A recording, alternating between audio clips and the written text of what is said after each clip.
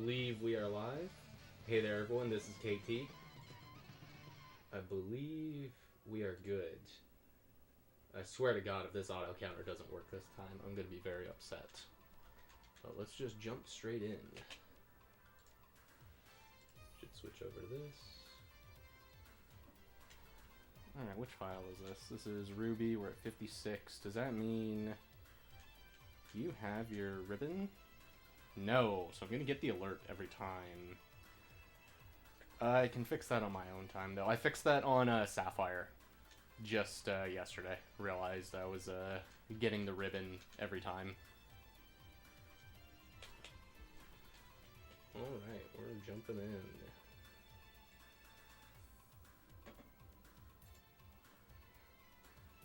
Do I need to do anything with the auto counter? I believe it's just gonna work. Might even be able to minimize it, but I'll know as soon as we start our first encounter.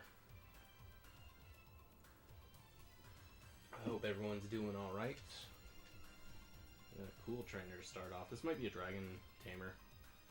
Yeah, it's a cool trainer.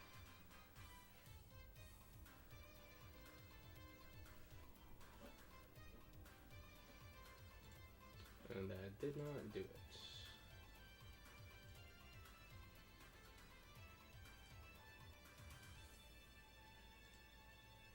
You should be loaded. Maybe I unload you and then load you?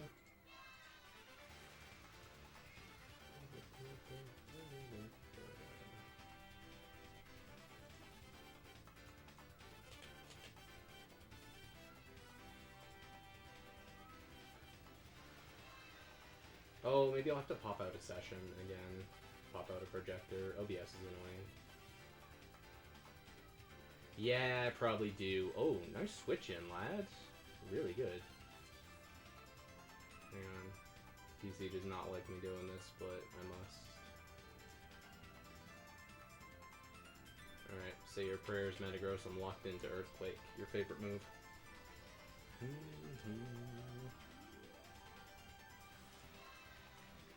And a crit. Crit on top of it.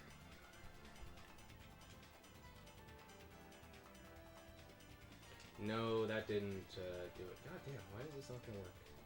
Okay. We just need to create a new one.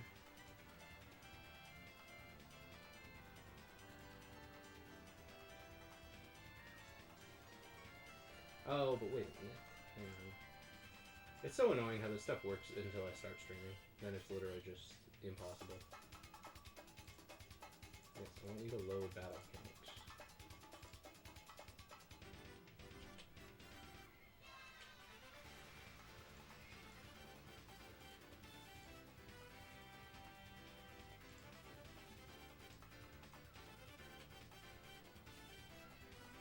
Might have to create a new one, which we will do. Oh, of course you. Of course.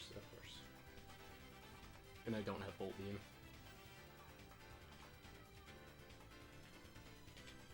We're playing like a gamer. We're gonna do Memento. Oh yeah. And Latios outspeeds, which is a little bit weird. This must be a very slow Crobat, or a minus speed nature Crobat.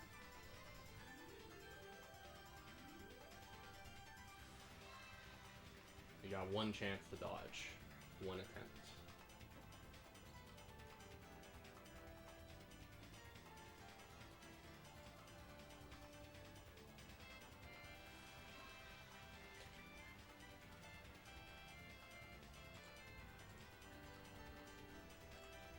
Okay, let's get into the next encounter, and then I can get this, hopefully get this working.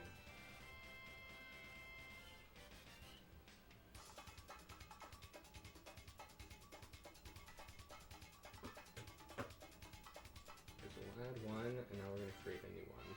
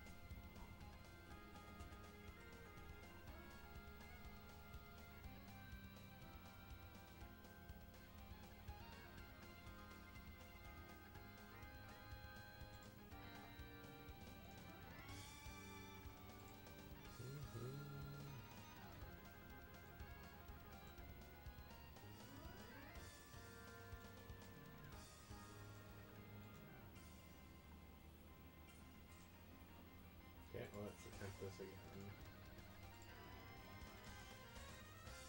I swear, auto counters are so frustrating. It should just be the easiest thing ever. Yeah, load.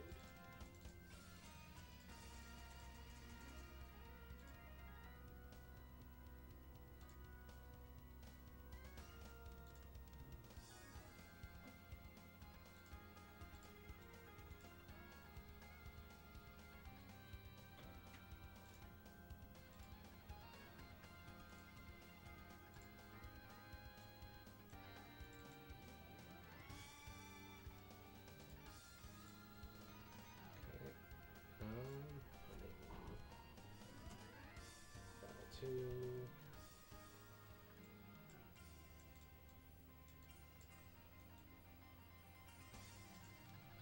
Add trigger. Finish. Go to you. Go to battle 2.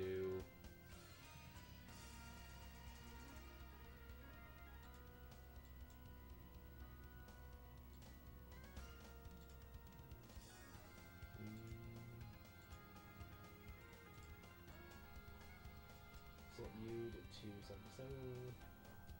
But I don't know if you're going to output to the right thing. We'll find out. I swear to God, if I have to do another manual counter. All of this works when I'm on my own. I swear, it's like the easiest thing ever. But as soon as Riley told me there's something about it. There's something weird about it. You have to like set it every single time, and I don't really remember what the problem is. Oh, you disabled a choice band user. That's interesting. Don't I just struggle you to death? Yeah, you're still owned.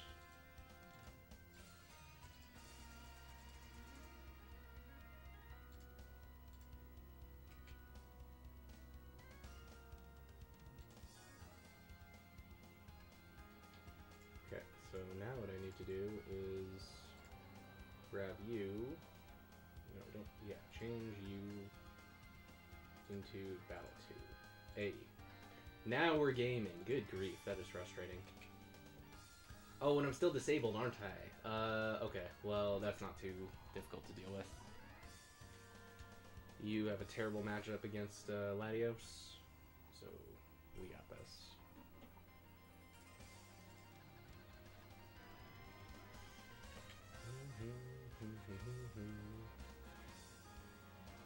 There we go. Sorry, I swear, guys, one day I will have no technical problems. It'll all just work. I promise it'll happen. Nice reversal.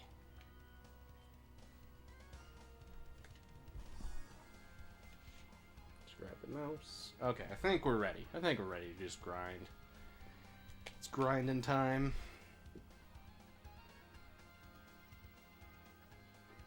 It's a Monday night, so I don't really expect anybody to be around, but that's fine by me if we have a nice ghost stream.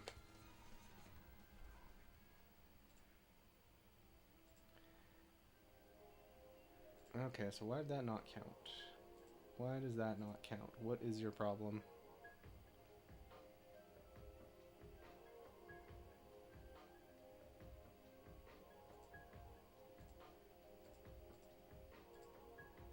Is it because I unloaded you?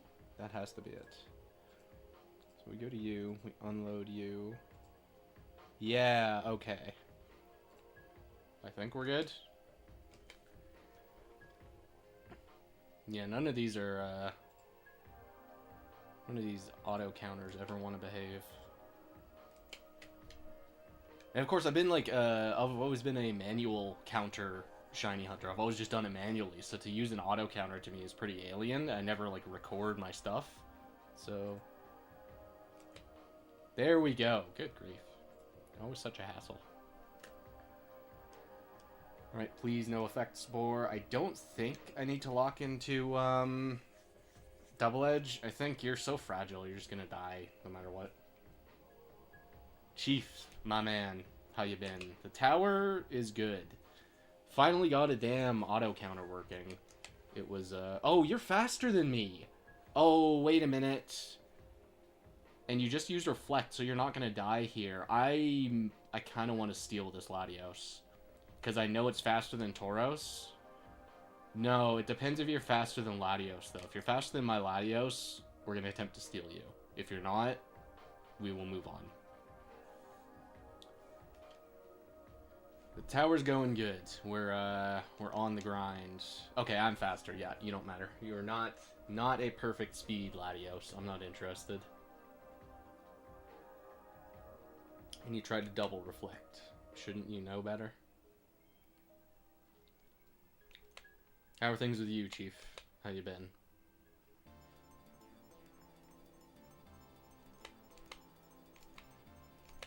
I made some more adjustments to the playlist. We'll likely be adding more songs as I discover. Yeah, I'm a manual counter as well. Swag. It's getting shiny since like last November. How do they work? It's a hassle. It's this damn program that doesn't, and it's not even working again. Oh my god. Why did it not count the other one? That is baffling.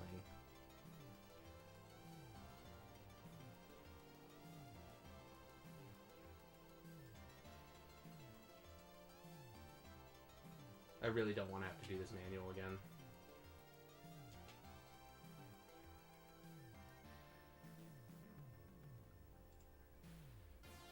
It is a Java program, and you have to highlight part of the screen that you want it to acknowledge when it updates. And I was under the impression that I had done that, but it. Yep, that looks right. That all looks correct to me. I might just need someone who always uses auto counters to step me through it, like how this is struggling. Math exam today, which went well. Hell yeah. 11K on Magikarp, yo. Crossing the 5K barrier, or 5-digit barrier is always a joy, isn't it?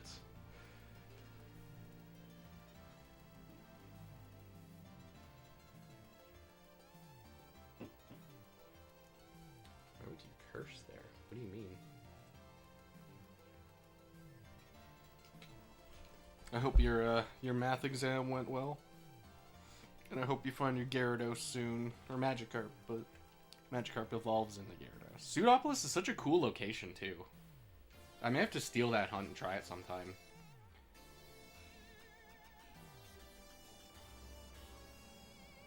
First time in the 5 digits. Yo, welcome to the club. It's, you know, it's not the best. Not my favorite. Okay, I have no idea what my counter is at now because the counter isn't behaving, and I've done a couple manually. If it doesn't do it automatically this time, I'm just gonna go grab the number pad and just do it manually.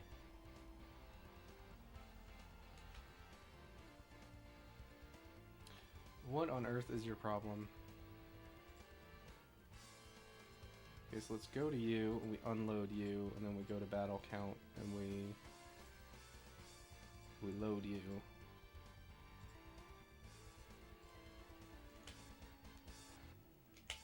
It's chill.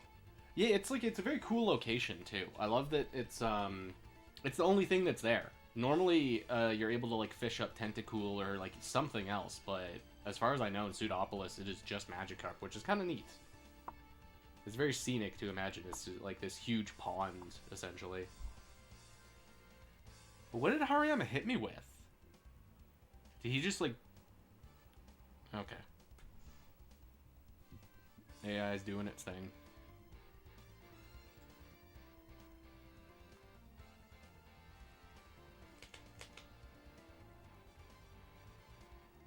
Okay, that time it worked. I don't understand. If I need to have OBS open the whole time, that's going to be so insane. Today could be the day the tower shines. Yeah, I hope so. There's been some recent technology. I was chatting with Beaveries yesterday, the day before, recently. And he was looking at the level 100 tier, which actually features different Pokemon. So if I ever get a level 50, I might go again for a level 100. If I ever pull the Battle Tower Shiny. Not in Ruby. I have one on Emerald. I saved it to my trainer card. It was a shiny Machoke I found. Yeah, so I do need to have OBS open. Are you serious? That's psychotic. Why? Oh wait, maybe I just need to have the counter open?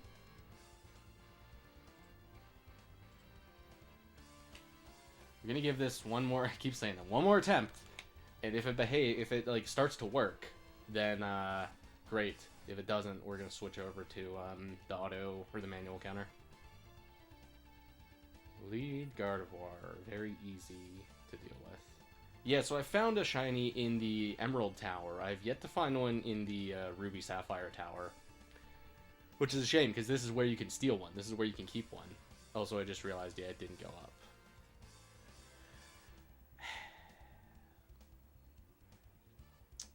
Okay, we're gonna do this the hard way. What's our number? 285?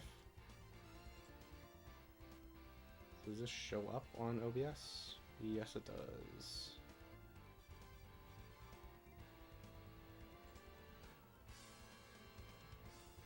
$285 plus 1. Minimize you. We will just hide you. Can I do it with a mouse? That's gonna be easy. Coffee bar, sup lad? How you doing? I'm having technical problems as always. It's like the hardest thing on earth to get a auto counter working. It's gonna have to get Riley or Motive or someone who knows, someone who can get this to just work. But we're gonna do manual counter if everyone's okay with that.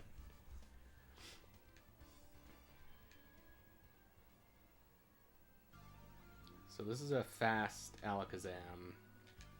If he is outspeeding my Tauros. There's a chance, because Latios is speed nature, and yeah, we do go first. Interesting, so he's like in between those two speeds. In between a 110 that is not speed nature and a 110 that is speed nature.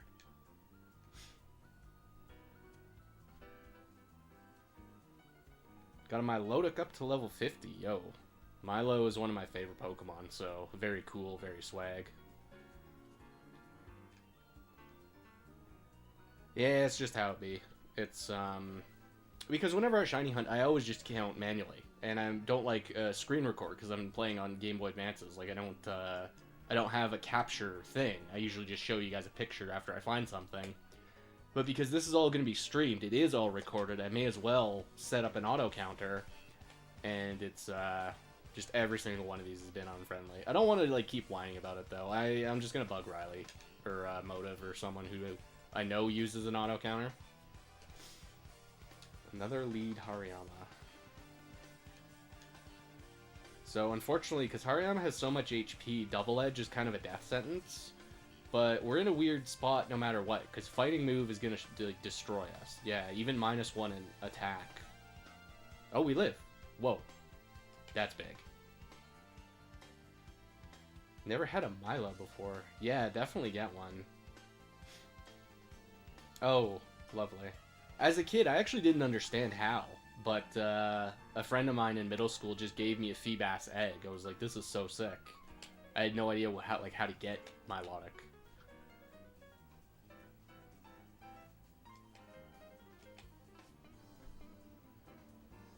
Yeah, one of the best in the Frontier, yeah.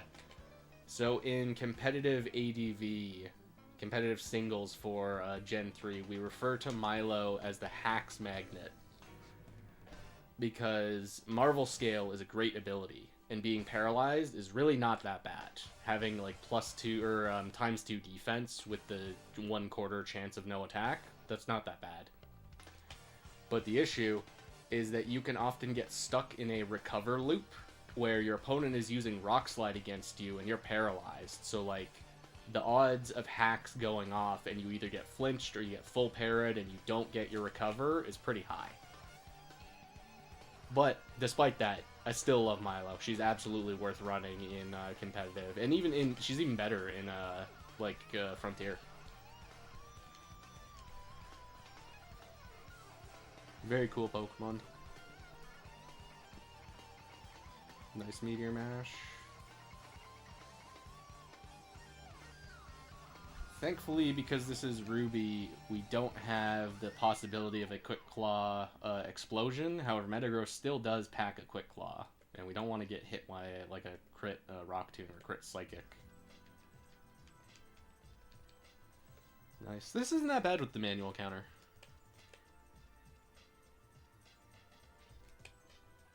Maybe we'll just rock this in the future, unless I can get something better set up.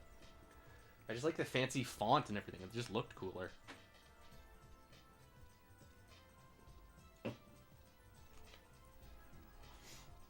Another lead Gardevoir. So I have a conspiracy theory about this tower. It seems to pick the same lead like several times within a set. Within this set, we've had 2 lead Gardevoirs, 2 lead Hariyamas. So I don't really know what's up with that. Whether it's just a coincidence, because there's less Pokemon in the tower, that's most likely what it is, but it feels a little more consistent.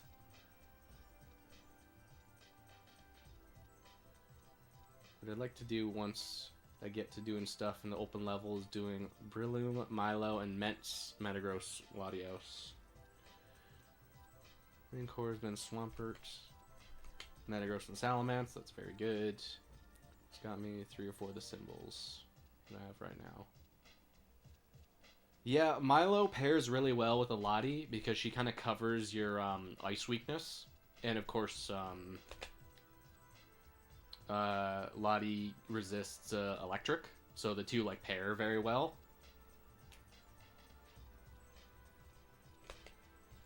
And of course Swampert pairs very well with that too, eating up electric. And then you have your grass weakness, which of course the Lati takes care of very well. Like, those are all very strong fellas. Very classic to mix and match them. Swampert, Metagross, Lati is, I think that's what the speedrun used to use back in the day. I don't know what the speedrun does anymore. Yeah, see, this is what I mean about that ribbon thing. This save file, my Latios doesn't have the ribbon, but on the other ones, it does.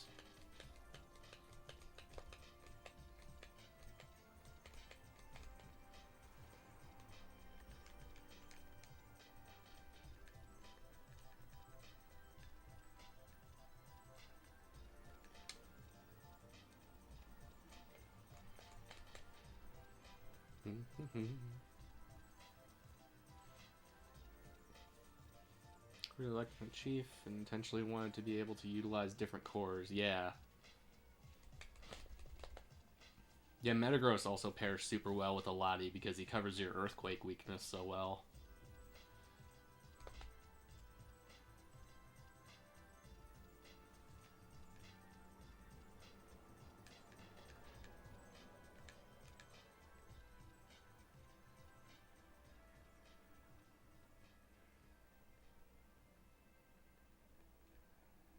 Yeah, for the pyramid. That's a good one. I'm excited to try the pyramid. Oh, you. Because I have a shiny Abra. And one tech I want to try... I also want to do this with my Xatu. I have a shiny Xatu. Is use... you just use Teleport. Use Teleport to get away from annoying encounters.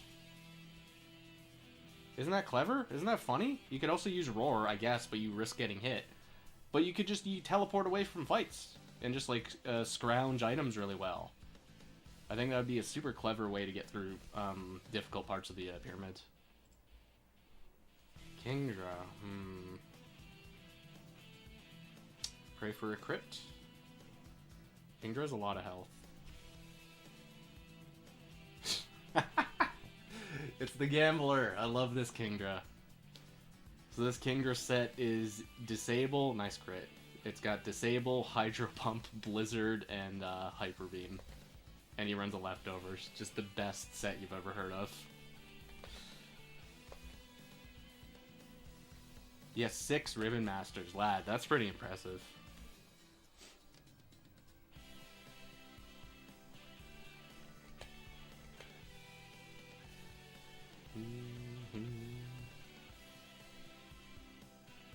Not sure if I counted Kingdra or not on the counter. Whatever, we'll skip them.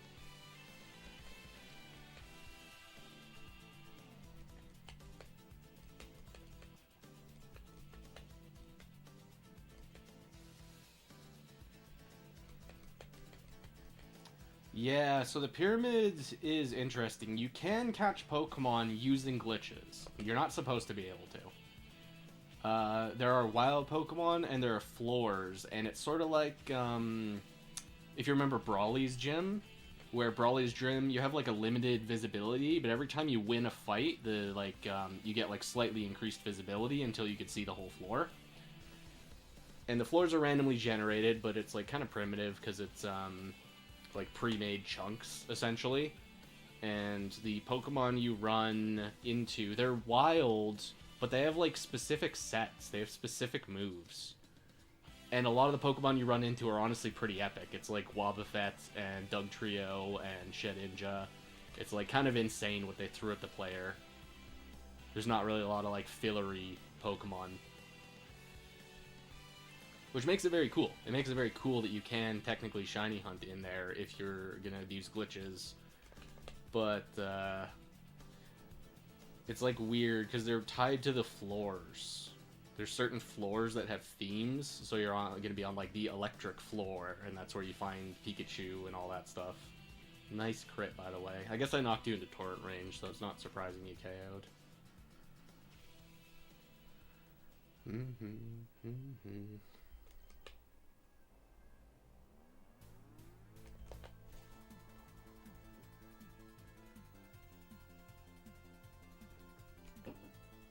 But it's a cool facility. I like the pyramid a lot. Can you teleport from Shadow Tag Arena Trap? I believe so. I think Runaway is disabled because you'd be able to cheese it with a pooch or like a rat or something. So I think Runaway is disabled. And a lot of the other out-of-battle effects are disabled too. And interestingly, Stench and Illuminate still work, but like Magnet Pull and Static, those don't work. Very strange they like remembered to disable those, but then left Stench and Illuminate. Also Pickup. Pickup works out of battle, which is very good. Yeah, Pyramid's very cool.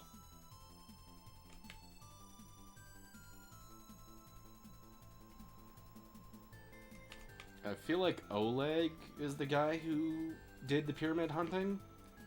The way it works is really finicky. What you need to do is you need to catch Pokemon to fill your party. So then you have a full party of 6, and then Pokemon you catch get sent to your PC.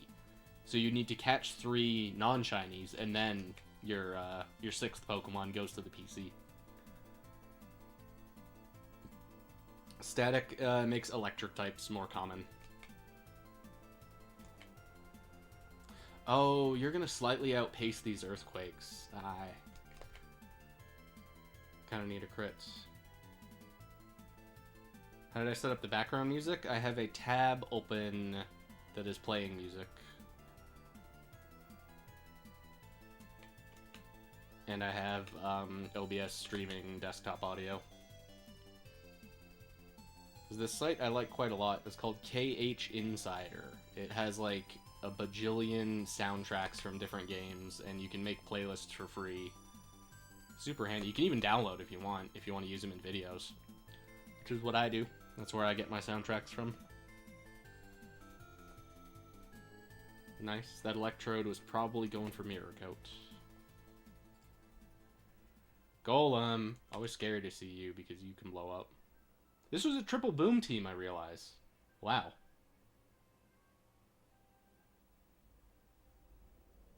Earthquakes me back.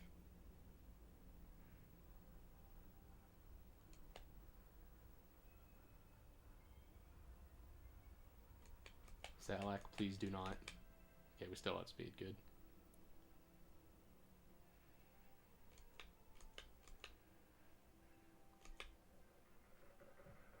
Yeah. Yeah, for sure. It is a free site. They, like, if you want to download an entire album, you're gonna have to do it manually, or they have, like, a premium thing you can donate to, and then you're a premium member, but if you don't mind the hassle, it's, like, very easy to do it all for free. Very convenient, a lot easier than, like, YouTube to MP3 or something, or just going and torrenting a soundtrack. Okay, good that we outspeed Sceptile. I don't understand that, though. Sceptile in the tower almost always runs max speed, so he has to, like, constantly be getting a minus speed nature. Oh, jeez. Well, we're in. We may as well hit him. Slacking's a scary Pokemon.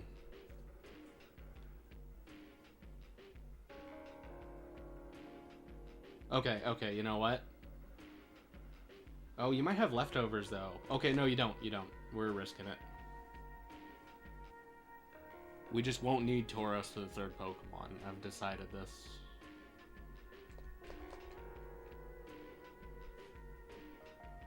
Yep, see? We'll let Tauros go down here. I sure hope you don't have, like, Bulk Up or something. Okay. Missed Rock Tomb or something. Immediate Wake Up. Tauros is the best.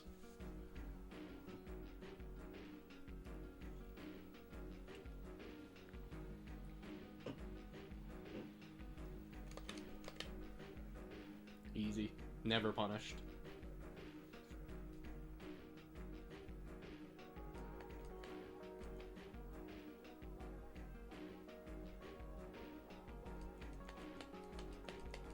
Yeah, he's the best. We love Tauros around here.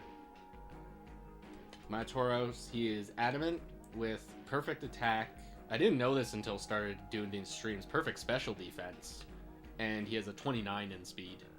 So he hits damn hard and is super fast. Just one of the best Pokemon.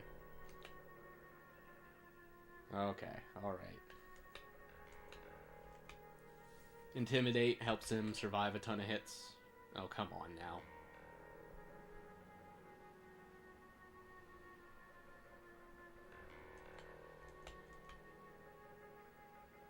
And one of the best things is Tauros doesn't really need to rely on any like egg moves.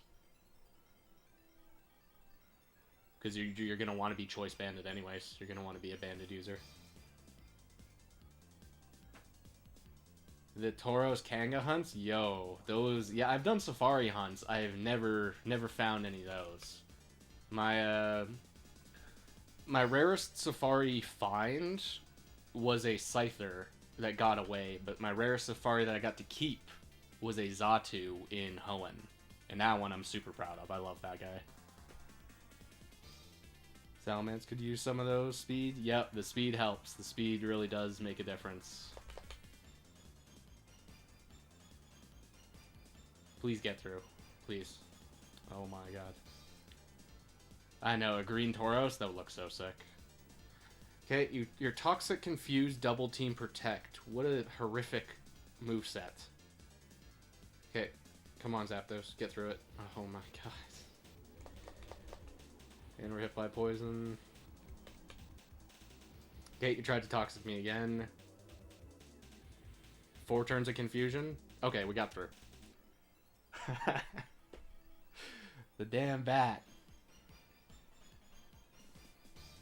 Okay, please be like a Swampert or a Whiscash or something I can one-shot. You know, not what I was hoping for. Okay, we got over confusion, thank the Lord.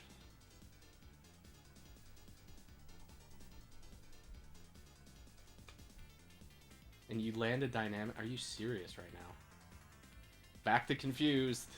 Oh my god. Zapdos is gonna die. No, are you serious? Alright, whatever.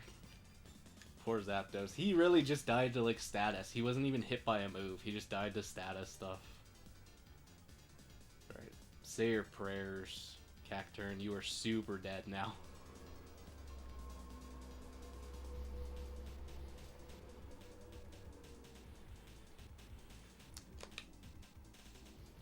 Please be easy. Please be something I can KO. Nice. He traced Intimidate.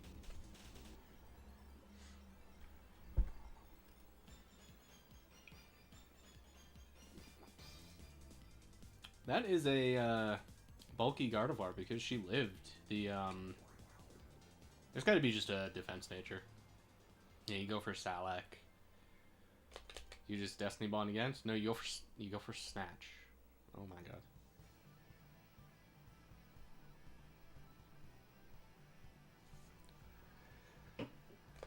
The mysteries of the Ruby AI.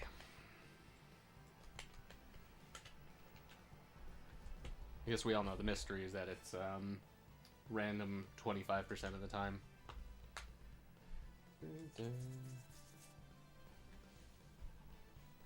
Which I suppose that means it's good AI 75% of the time.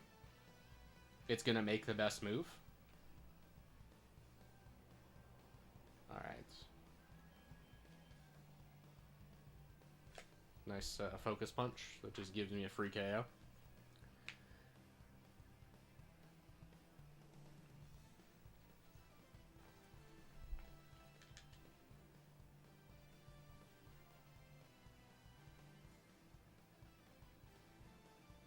No, that was Endure. That wasn't Focus Punch. Also, I'm getting lazy on the counter. No, you, of course. I'm realizing how good a switch in Latios is here. Having Surf really kicks ass against Regirock.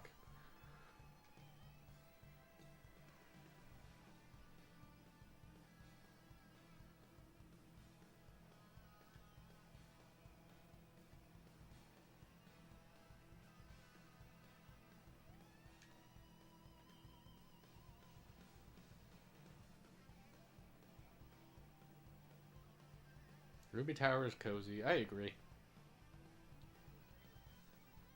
I know it's like a bit, you know, cheesy because I have multiple saves and I'm reloading, so it feels like there's way less stakes, but I think you're right. Yeah, it does just feel a little bit less serious than the Ruby Tower, or sorry, the Emerald Tower, which has like every Pokemon you can imagine and significantly more sets for every Pokemon. Like Shedinja in this tower has one set. He's only got one. I think there's more in the level 100 tier, but in the 50 tier, I like immediately know what his moveset is. The Regis and Latis also have more prominence here. Same with the Hoenn starters, because those make up the top tiers. Metagross is a top tier. Who else is around? Like Salamence. Nice, we live. And Grumpig and Gardevoir, Alakazam, Machamp. Those guys all get a chance to shine and actually be decent, whereas they're not that great in Emerald because they have like a better counterpart somewhere else. It's not really Metagross. Metagross is still pretty unique. Hariyama too. Hariyama and Medicham. Medicham's not here, I'm realizing. Is he? Medicham might not be in the level 50 bracket. Oh, look who it is.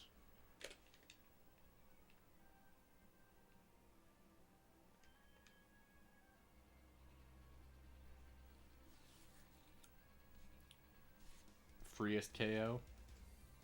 Oops. Please be Rock Week. You know what? We'll risk it. I'll never drop your speed, but I don't mind. I love Hariyama. Me too. Hariyama's awesome.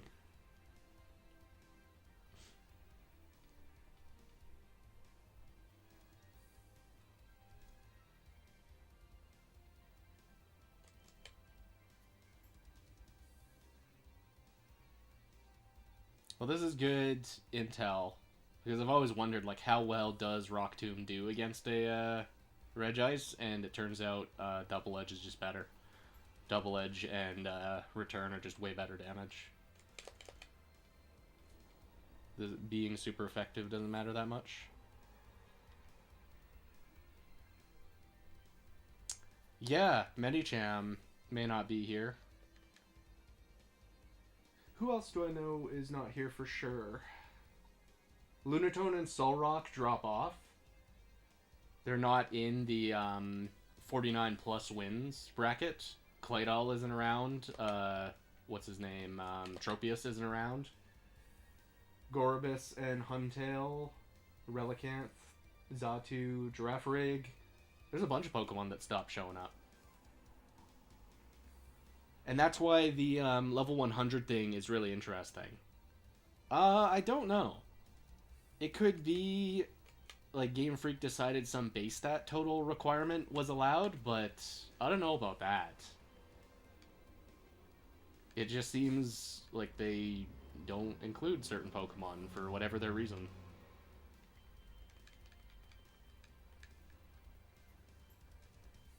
Nice, we're doing good. No losses yet. Like, I can understand them not wanting to include Corsola, or, like, not fully evolved Pokemon, like, Marsh Stomp or something.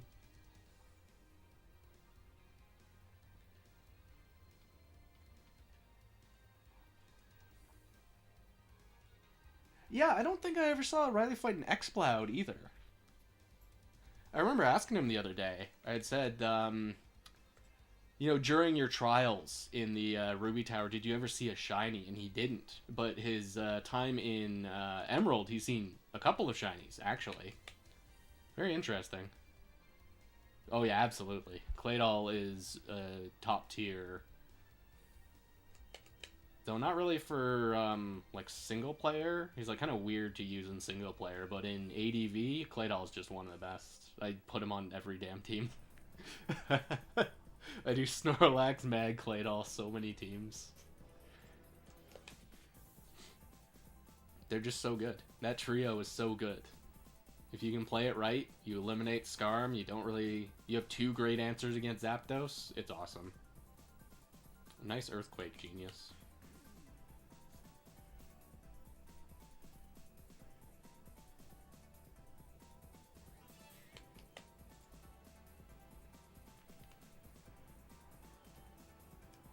I might be getting hit by a Mirror Coat here, but it's also last Mon, so I don't really care. That did nothing. Oh! Free. You're kidding.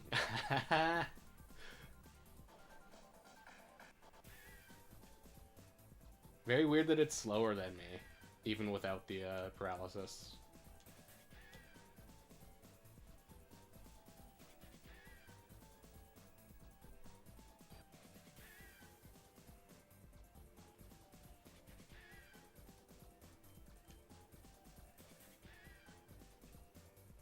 Zapdos was getting destroyed last round, but now he's kicking ass.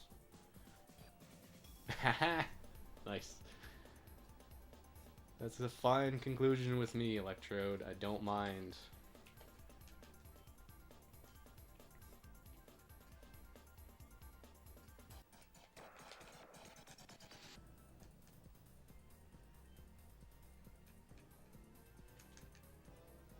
It's a Pokemaniac.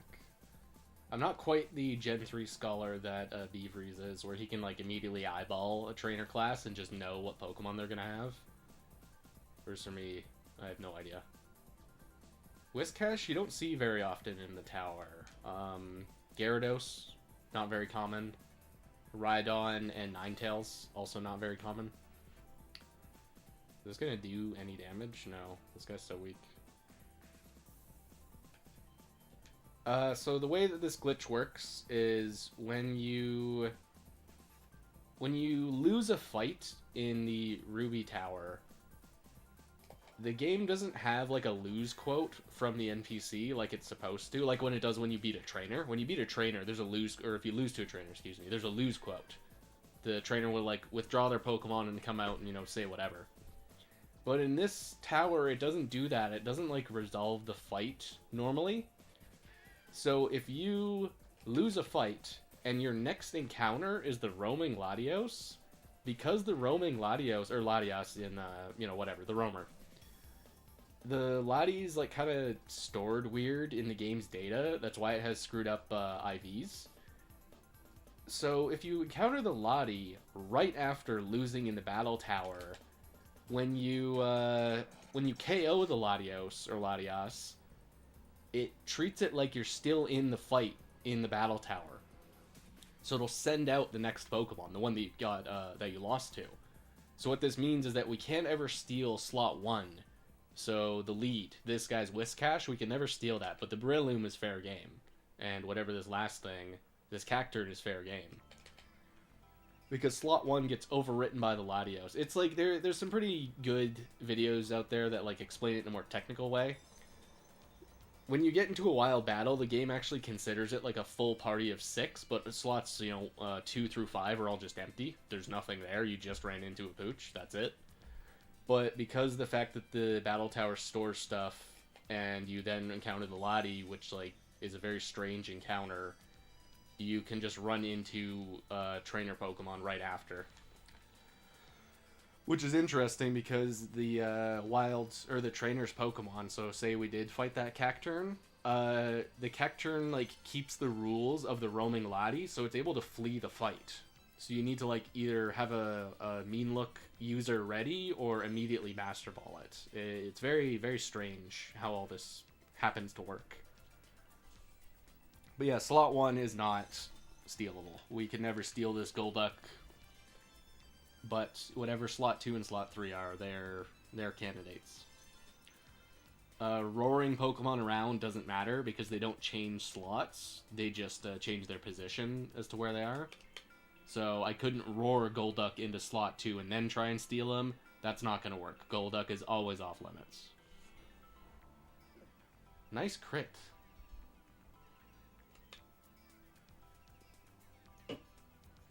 Starmie.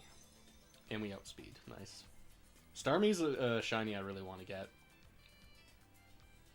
And I'm on such a big fishing quest this year that I'm feeling kind of like burnt out of ever starting another fishing quest or another fishing shiny. So here's hoping we get a did I count Blaziken? I don't remember. I would really like to get a shiny Starmie from here. Obviously the perfect IVs is just sweetens the deal, but I really do quite like a shiny Starmie. Interesting how that's coded. Yeah, it's very very fascinating glitch. If you watch Beavery's, he did quite a few streams like 2 weeks ago where he was constantly just stealing normal Pokemon because obviously the draw of perfect IVs is really great. A perfect IV Hariyama is a lot easier to steal from the tower than it is to breed. And some of these guys pack egg moves. Some of them bring unique egg moves, which just even makes them even more unique. The interesting caveat, though, is that because the natures are random, it is sort of like an actual shiny hunt, where you're not going to get just the most perfect. Like, this could be a modest Machamp for all we know.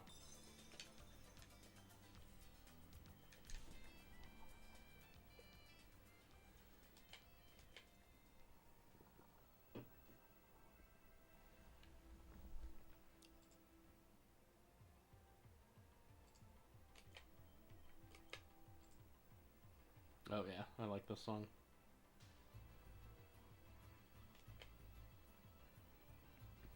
Yeah, today Castlevania got added to the playlist. I am thinking of removing a couple of tracks from the game Thunder Force 5 because they are like notably louder. That's one of the downsides to this like public archive of music is that some people will just have the decibels cranked up a bit more than others, so not a lot I can do there, but also it's all free.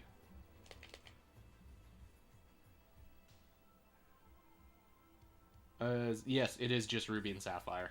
In Emerald, the natures are fixed. Though, interestingly, in Emerald, the abilities are random. As well as in Ruby. But I figured certain Pokemon in Emerald would have certain abilities just to, like, match their set. Like, it doesn't make a lot of sense to have a, what is it? Like a non-Swift Swim Pokemon with Rain Dance or something like that. But I guess Ludicolo doesn't matter. He kind of wants rain no matter what.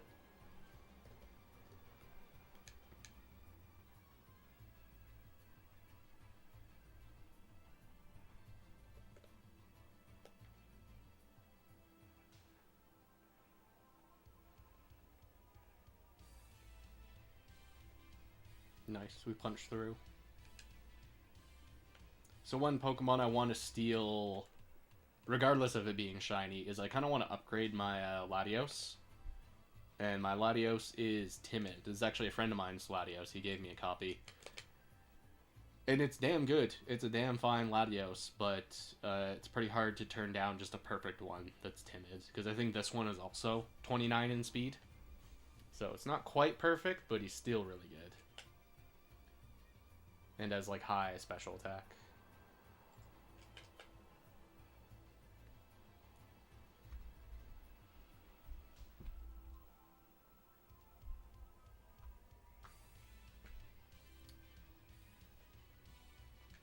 So I'm gonna slightly outpace Milo. Oh, but you got leftovers. Having leftovers means you're the Mirror Coat one. So we can't just bring in Zapdos and Thunderbolt right away. Oh my god. Okay, next one should KO.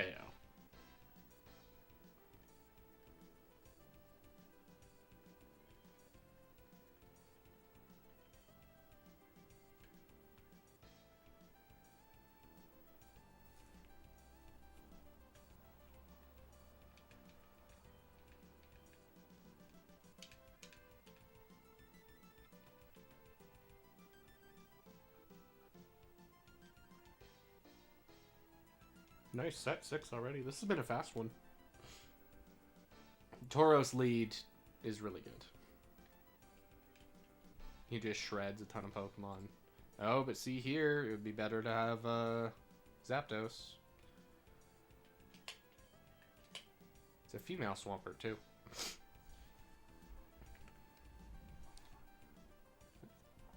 And it's a male trainer, so that's something in the main game.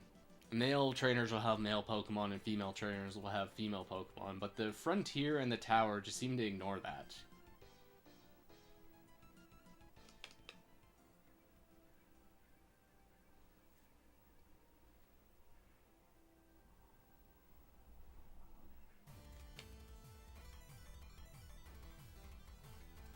Milo again. You outspeed me because of the Mud Shot. Please, not again. Not another freeze. Okay.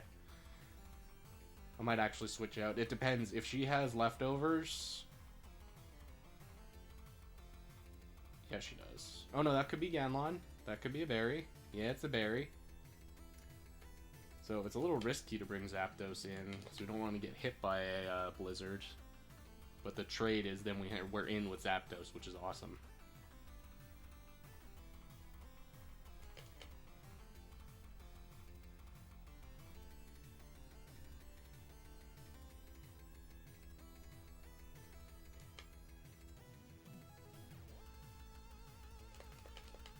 Nice, this is good.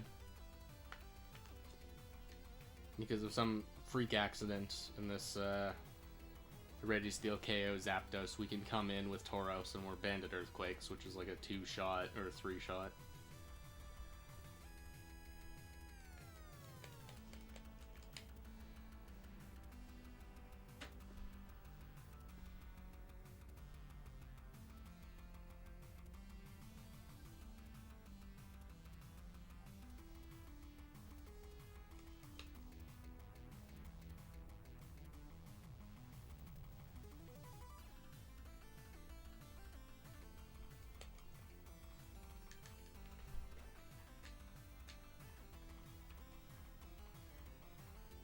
You guys know how they have like L equals A mode?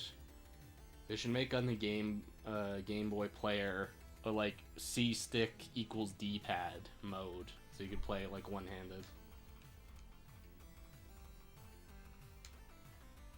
I'm not sure if I counted the Registeel or not. Whatever. This has been a really scuffed stream doing the manual counter, and I like forget a quarter of the Pokemon. Whatever. This number's already like way off anyways, because when I got the auto counter working the other day, I already passed 400. So this is a pretty dirty shiny hunt. Whatever. This is all just to have fun. Why am I outspeeding a Crobat? What are you talking about? Why am I faster than Crobat?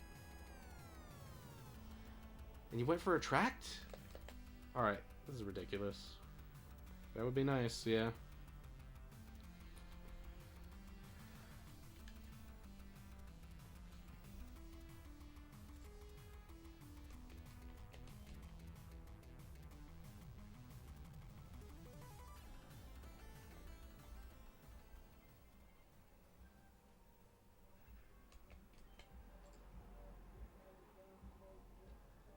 And then some teams, Tauros just shreds. You take her easy, Coffee Bar. Yeah, get some rest. Riley's streaming tomorrow, isn't he? Oh. Uh-oh. Yeah, tomorrow is 2... Oh, I've frozen again.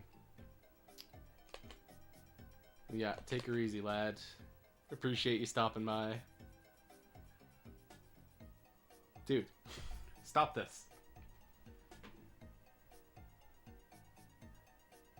Not even a crit.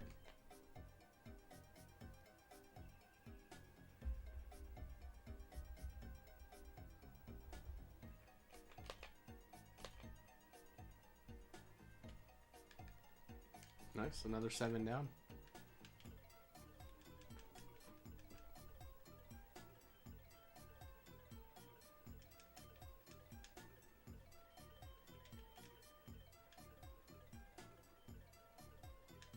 Very early morning stream here. Well, welcome. It's a late night for me.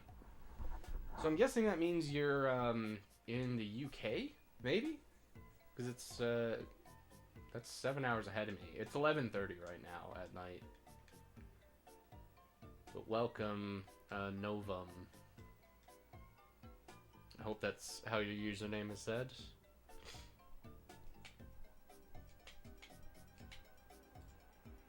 Oh, I don't like Electrode leaks. I don't ever like losing Tauros.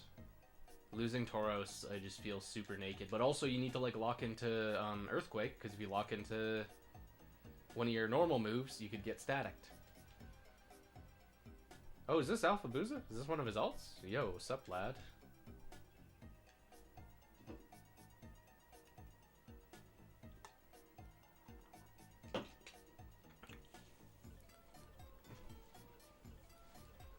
I recognize Alpha Booza by his avatar. Sweden! I was pretty close. Yeah. Yeah, I had a feeling it would be like early morning. Nice. Past triples. Oh. Okay, we do outspeed. I don't think Starmie can KO me without a crit. Oh, of course. Of course you're gonna do a recover loop.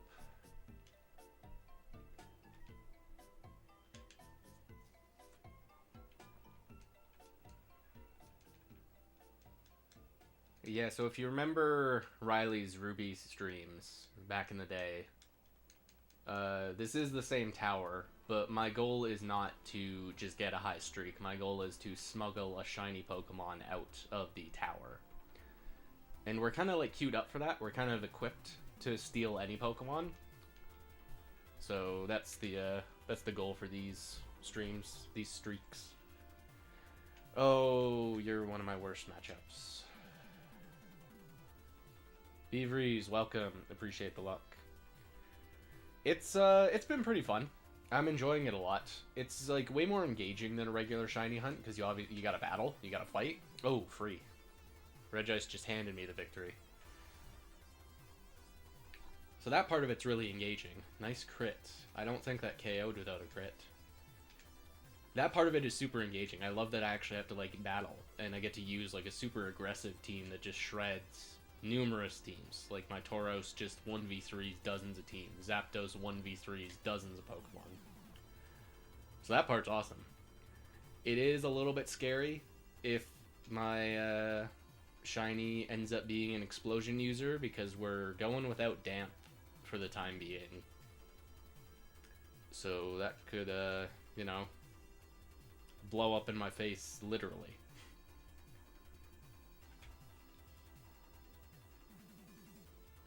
That's gotta be a defense, Alakazam.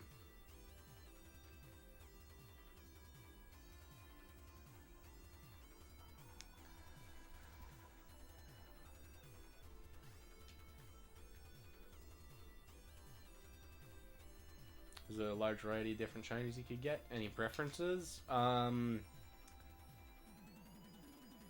the real, how do you say? The real enticing factor is the fact that they have perfect IVs. That alone just makes really any shiny from here really, really special. But for me, some of the Pokemon that would be like a more annoying to hunt, like Glalie and Gardevoir immediately come to mind. Those are two that are like a pretty bad shiny hunt to do. They're like very low percent and you're very likely to phase. Those would be awesome to get. Of course we die. The starters are all really cool. But no, I don't have too much of a preference. I'd be pretty satisfied walking away with anything, with the exception of like a duplicate. because I already have a Metagross, I have a Feebas, I have a Regice, I've got a Makuhita. There's a couple others from Hoenn I'm not remembering right now. Dusclops, I've got a Dusclops. So I'd like to avoid a dupe, but getting a dupe that has perfect IVs is pretty hard to complain about. That's still really damn cool. Yeah, that too, not seeing a slot 1. If I see a slot 1, I'm gonna be pretty sad.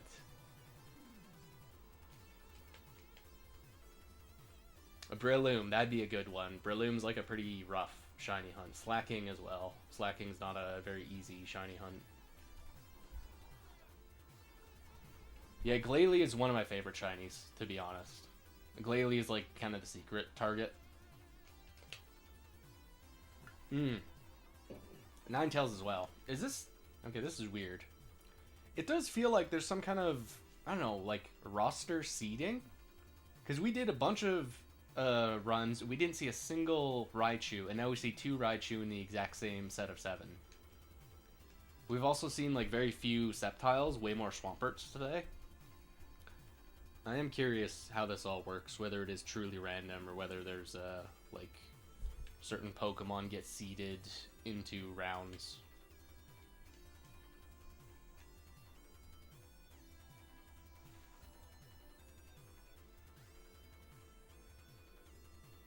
Do they come with their movesets too? Never done this glitch.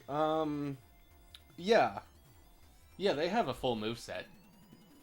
They also have EVs applied. They also have like an EV spread, which you can see what they have on Bulbapedia.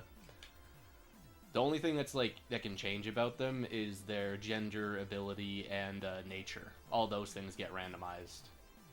Hey, Gyarados is always slot 1. I like never see Gyarados as anything other than first slot. Which kind of sucks, because Gyarados would be really sick to steal. It's just random, as much as games are random. Yeah, as in, I guess it's just a wild coincidence. Dude, Swag Hyper Beam. Is that gonna kill? You're at -1 attack. Yeah, I didn't think so. Let's get a cheeky light screen.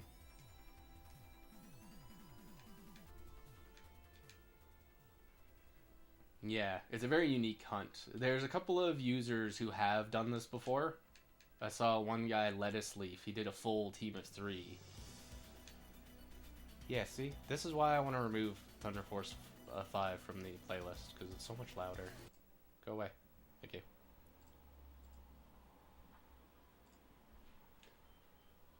We just did a light screen, yeah, we're safe. Yeah, he did a full team of 3. I think he got a Milo and somebody else and a Dodrio. I don't remember who the third was. Which is sick. Like, that's really cool. You could steal a perfect Milo and a perfect Dodrio. And there's another guy. He stopped making videos, but he essentially made like a tutorial on how to do this. His name was Primal Kyogre, and he stole a Kyogre. Oh no. Was it Primal Kyogre? Who am I thinking of? The Swampert. Primal Swampert. Yeah, because he has Swampert as his avatar, and he got a shiny Swampert. I remember now. Primal Kyogre's, like, Kyogre super form from Gen 15 or whatever. Whenever the Gen 3 remakes were made. Another Boom user.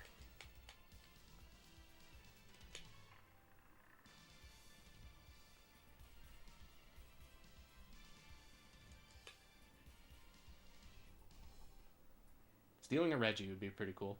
Especially Registeel. Because I think he's a little bit more versatile than the other two. The other two are kind of slotted into their roles. Doing a video covering this glitch. Yeah. So what he did was really unique, and I kind of wanted to do this just as like to troll the audience. When you scan e-reader cards to fight in the Moss Deep House, some of those cards will appear in the battle tower with their team. And among those, there's like 3 or 4 cards where a Pokemon trainer brings a shiny. So what he did is he made his TID and SID match that guy, so that when you steal them, you're able to keep them. Because if I was to scan the card and steal them, I actually wouldn't be able to keep them. They'd turn into bad eggs because they have a fixed TID and SID. Whereas all these Pokemon we're encountering, these are like generated on the fly, so they all match mine. It's very interesting, very complicated. There's also the record mix rabbit hole that I went down, where if I record mix and encounter a Pokemon that I originally had, I'm able to recatch it. So you can get, say, a Beldum in a Premier Ball, which is the example I made the video of. Very cool. You could do that with a starter. You could, like, recatch a starter in a new ball using the Ruby Battle Tower. It's cool stuff. Ruby Battle Tower is worth appreciating. That is a hell of a crit. You got all the cards. Dude, very cool. Yeah, it's, Dragon Tamer something or other. I don't remember his name. I know his team is an Altaria, a Kingdra, and then a shiny Salamence.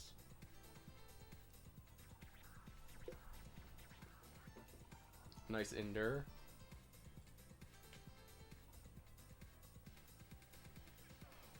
Yeah, that's sick that if you have all the cards. I've got a couple of the Japanese ones. And a couple of the Fire Red ones. I want to make a video about those.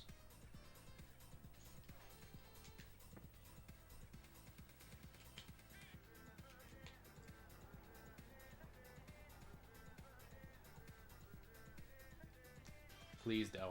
Do not boost. Okay, we're safe. It's always nerve-wracking seeing the Ancient Power.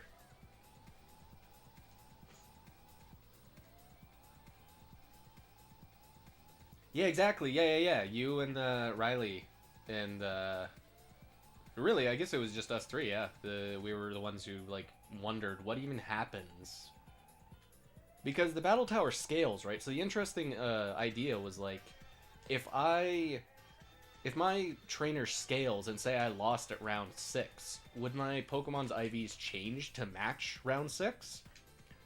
And they don't. We, found out they don't. They just retain whatever their IVs are. But the cool thing is that you can catch them again. If for some reason you really want to wipe having the effort ribbon, when you recatch your Pokemon, they lose all ribbons. But they also like retain all EVs and PP ups used on them. It's really, really fascinating.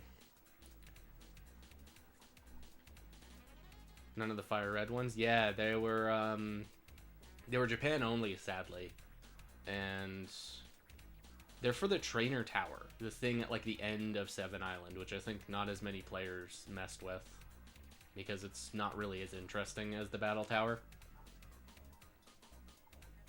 You just fight like the exact same Pokemon every single time with no variants. It's essentially like a secondary Elite Four, except the... Oh, please don't. Do not... Okay. Very scary. What's the effort ribbon for? When you max out your EVs, once you hit 510 EVs or 512 or whatever it is, you get a ribbon. If you talk to a certain NPC, she'll give you a ribbon for maxing out EVs on a Pokemon.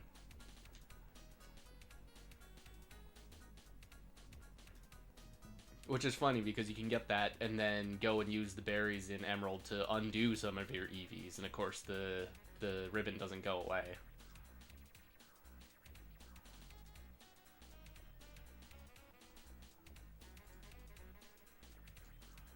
This was a nasty team. Oh my god. Slacking, Metagross, Registeel. Oh, good para. Yeah, this guy's out for blood. And it's leftovers, which I think means you're the rest curse guy.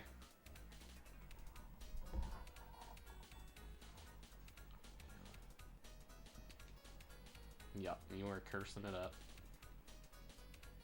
So Varize, Alphabuza, we were curious earlier. Do you guys remember during Riley's streak, did he ever fight Medicham after 49 wins? I don't think Medicham's in the tower after a certain amount of wins. I think Medicham disappears. If he's even there. Yeah, no, this guy, he wants to win.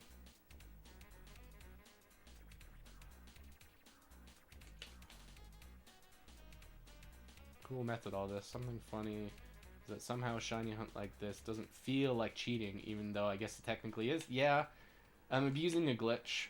I also have multiple cartridges loaded up with a streak starting at 49 or more. So it's definitely, you know, kind of sketchy. But as we were talking about earlier, people use the palm egg glitch to be, to hunt in the, what is it? What am I thinking? The pyramid. People use the palm egg glitch to hunt, like, Celebi. People use glitches to get some of the event Pokemon so that they're able to hunt, like, Ho and Lugia, so... I think the cool thing that this community seems to all agree on is, like, as long as you're being honest about what you've done, pretty much everything is fair game. Like, as long as I'm not, you know, running an action replay, it's like, oh, look, you know, shiny only tower, look how lucky I am. Like, that's, you know, pretty obviously, nefarious. Ooh, nice for the Pitaya Berry. Double Endure, not so fast. No Medicham. Yeah, I didn't think so. So Medicham is also absent. Might only be in 100. Very interesting. Oh... I hate this. So Veriza, I've come to the decision that I think I want to do this again in the level 100 tier.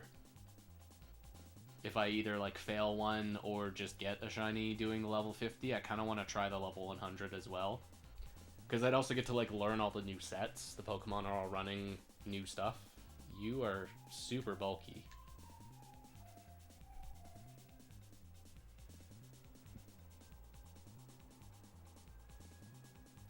And you're a cringe rester. Oh my god, you're gonna pop Chesto, aren't you?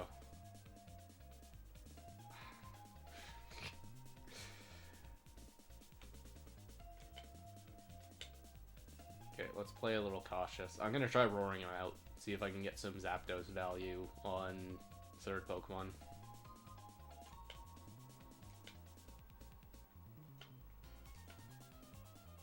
Nice Mist Blizzard, very good. Oh my god, I've roared in my worst matchup.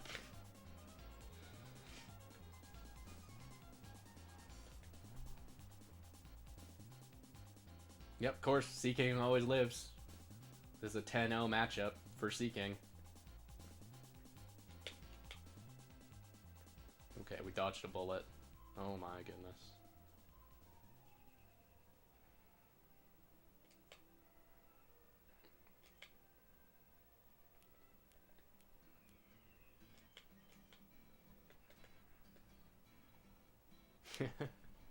Somehow, I don't understand why Seeking always lives a Zapdos Thunderbolt.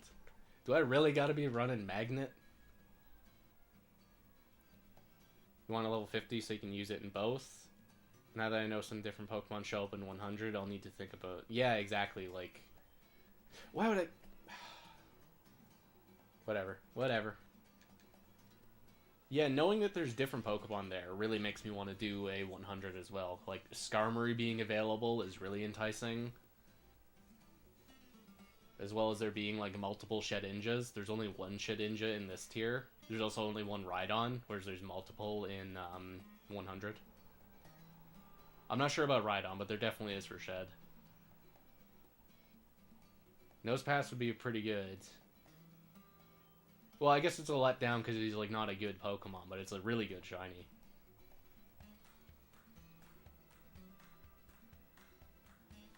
I think we risk it and go double edge here and just pray we KO him. Yeah, Skarm's not in the level 50, which that makes me wonder how they did decide who to bring and who not to bring. Whether it was based on base stat total or what.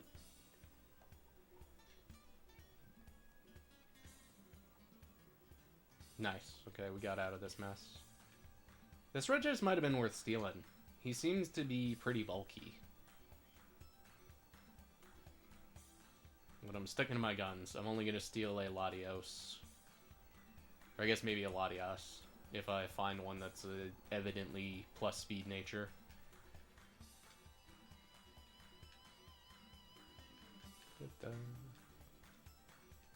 What are we at? Hey, not bad.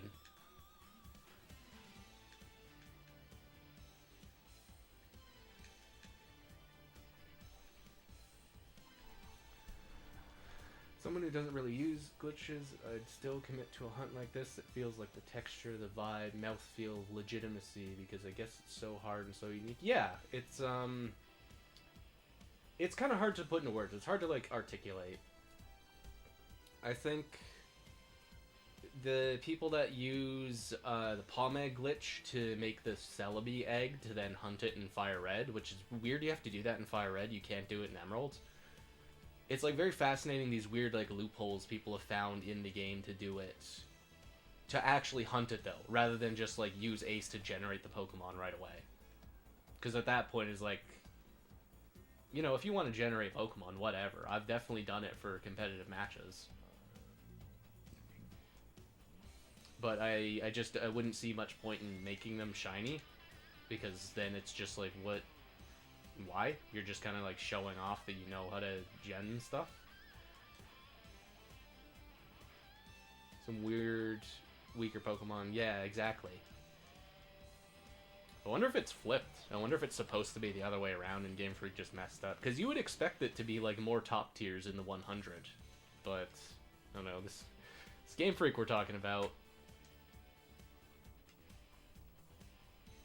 They're not exactly the best, game smiths, you know. Does this Luster Purge KO? No. Oh man. Alright, please no Salak. I don't even know if Latios has Salak.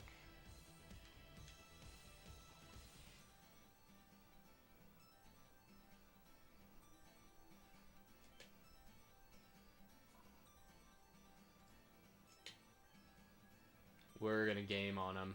We're gonna Memento with our super dead Latios.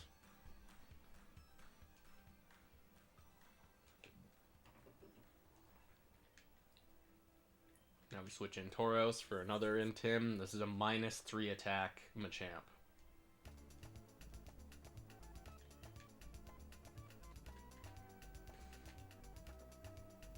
I think it's all just kind of relative, though. If people want to cheat in Pokemon, whatever. I don't think it's, like, cool and worth bragging about. But also, if you think about it, like, shiny hunting isn't really worth bragging about. I guess it, like, shows dedication, and it shows, like, a ton of game knowledge, which is very cool, or stuff that I like. But it's gonna matter less to different people. There's a ton of, like, competitive players out there that don't really care about the mechanics internally of the game. Like how there's certain Pokemon that simply don't exist in XD. Yo, sup, Chris? Prefer not to RNG shinies for similar reasons. Yeah, same. Yeah, exactly. Like, ooh, Tentacruel. I think I'll just lock in Earthquake. I think that's best. It's really fascinating to me. On Pokemon Showdown, in random battle, you can get shinies. And I have no idea what the odds are, whether it's 1 in 4098, but even in older gens, this is kind of awkward.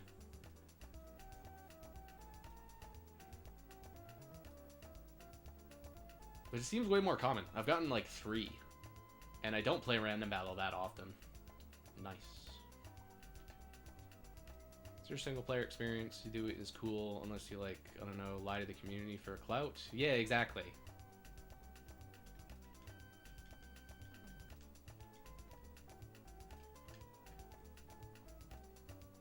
I don't know, I guess I'm not, like, that old of a shiny hunter. I don't know. Has anybody ever, like, been busted? Anybody ever been caught? Like, this guy who says, oh, look, I've got all these shinies over all these years, and it just turns out he was a faker the whole time? Has that ever happened? Yeah, exactly. Yeah, same with the Frontier stuff. Same with people, like, use save states in emulator just to get a super long streak and then, like, just play a couple of rounds on cartridge. Like, well, dude... I remember once you and I were chatting and I called it TAS and you were like, well, it's not really a speed run. It's like, yeah, it's not like a speed run, but it's still like you're using tools. It's definitely not a legitimate run. You're using tools that you shouldn't be able to have access to. Yeah, they show up in random battle. I don't understand. Whether it's 4098 or 18192, or whether the Showdown just decides to do it for fun. I don't understand. Oh my god, have I been missing the counter? I feel like I've been wrapped up in rambling.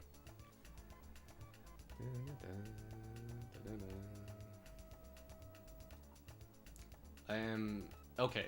Encore is ended. I'm afraid I don't KO this Wob at +5 or whatever I'm at. I don't think I'm gonna KO. I hope I do.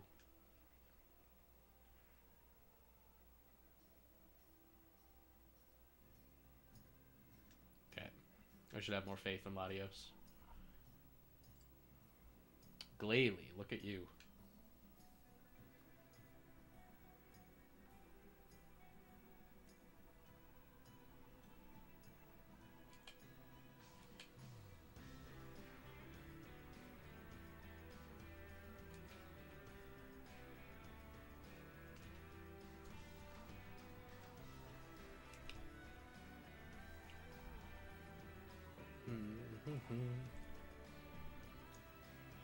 And a shiny Zangoose in Gen 3 random battles a couple of days ago. Googled it.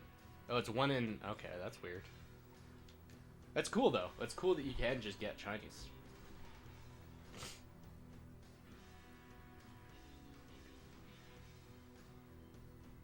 Zangoose is also awesome in Gen 3 random battle, because he's,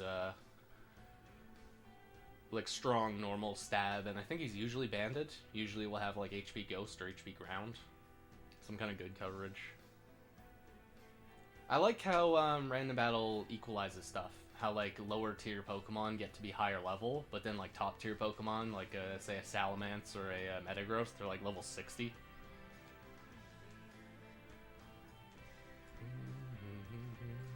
I do not like that I was hit with the speed drop.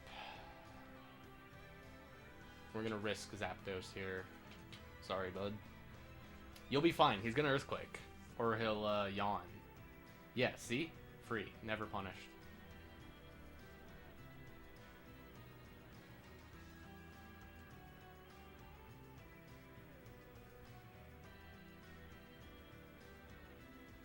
Yep, loafing around. Zapdos takes a snooze, then he munches on the berry and instantly wakes up.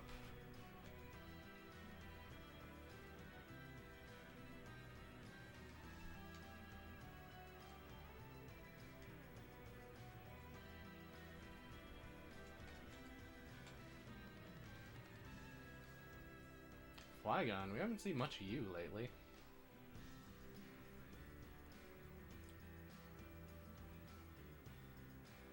Beaveries, do you know how many Flygons are in the 50 tier? Because I don't see Flygon that often, but there's got to be more than one. There's got to be like 2 or 3.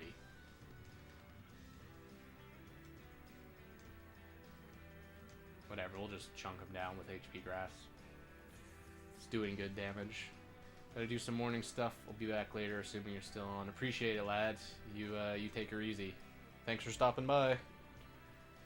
Did I get a double crit on that Flygon? I'm watching the replay right now. Did I crit him again?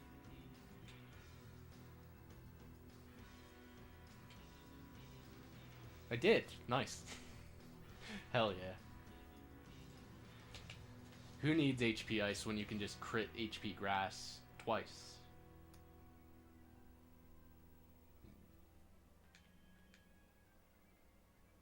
Three Flygons, thank you.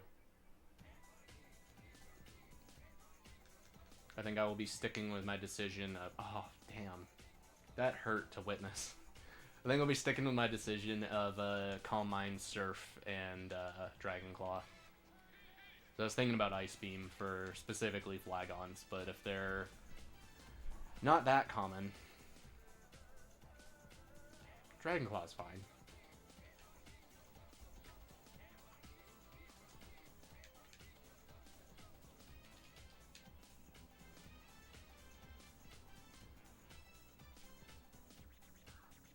You barely hang on, and you Ice Beam me. Not a crit, but a freeze. Oh my god. My luck is turning south. Things are going wrong. Swamper lives on 1 HP.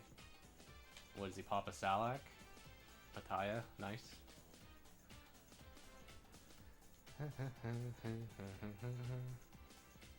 And how do you know how to read Japanese? Are you playing, or you're used to playing JP? I got the JP Sapphire, but I kind of got stopped and stopped playing it after the main game. There's no real reason besides I have like multiple Japanese cartridges. I can't really read Japanese. I recognize like a handful of characters, a handful of phrases, and when I hear it, because I watch anime so often, I've heard like tons of people speaking Japanese.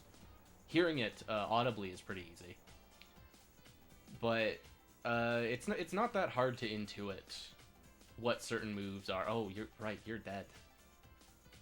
Oh. The animations definitely helps a lot. I will say that Ruby and Sapphire are probably the hardest to play in Japanese because they don't have icons in the menus.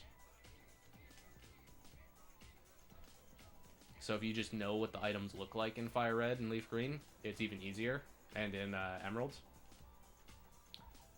But I'm getting to the point where I'm starting to recognize Pokemon's names in Japanese.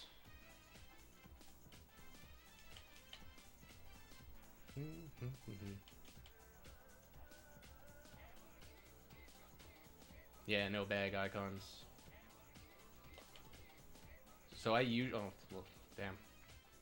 usually just sell off all of my items when I play through Ruby and Sapphire, and I just set up my files for Shiny Hunt specifically. So I just have the essentials. I just have specifically what I'm gonna need, which is like White Flute, Repels, Escape Rope, and then keeping track of balls is a little bit tricky. But there is a very useful page on Bulbapedia called, what is it called? I think it's like Items in Other Languages. And that can help you out. Pretty sure I've got it. Calculator, please. If I can find it. This will definitely help you out.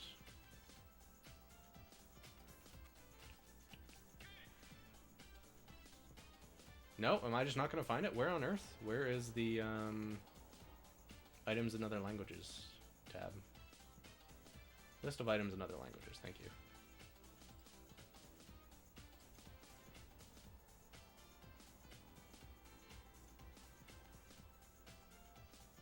There we go. Yeah, that page will definitely help you out figuring out what certain Pokeballs are, because that's one of the most confusing without being able to read it. Like, I can recognize at this point. I recognize what Master Ball looks like. I know what Ultra Ball looks like. Pokeball's pretty easy too. But like, I couldn't tell you what Timer Ball, how to read Timer Ball. I'm getting trolled by Crobat every single time I encounter him. But good news is that he has Attract, and that just wastes a turn.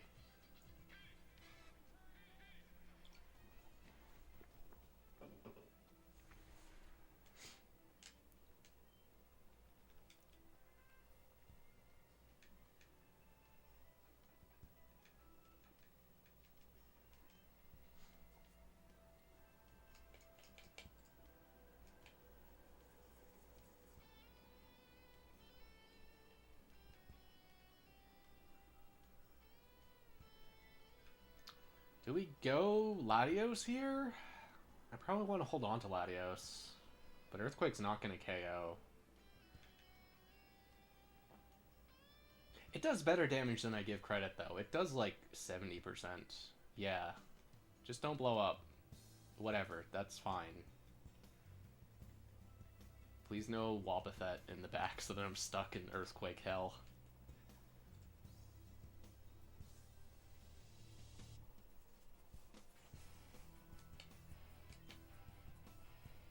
Blaziken. Machamp. That's not great. I think we will salvage Tauros. That's one thing that's awesome about him being the lead. Is that getting to come back in with a banded move feels really good.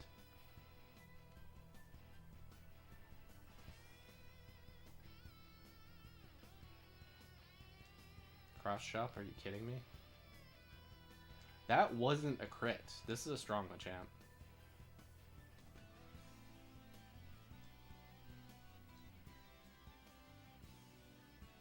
that was counter.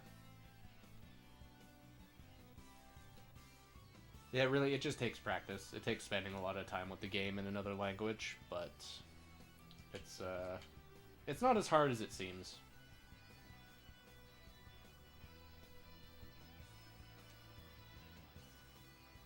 Gotta respect Metagross going for a light screen when he's on half health. Nice mash. Awesome animation. Okay, you're not Quick Claw. Very nice.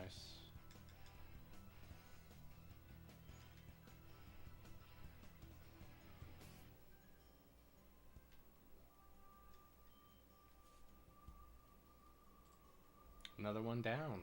We're doing good tonight. Still haven't lost.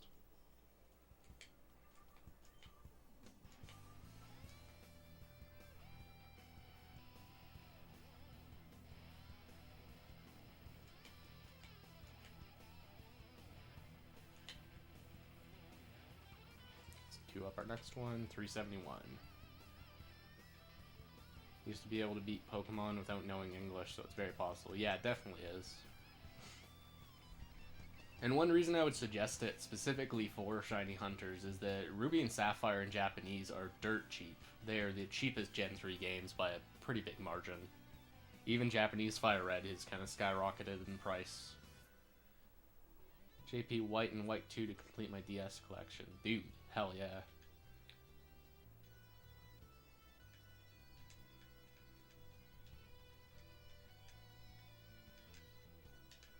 So I forget if I mentioned this last... I'm pretty sure I did. I have talked to a guy in town, a guy at a local game store that's going to be adding a DS capture card.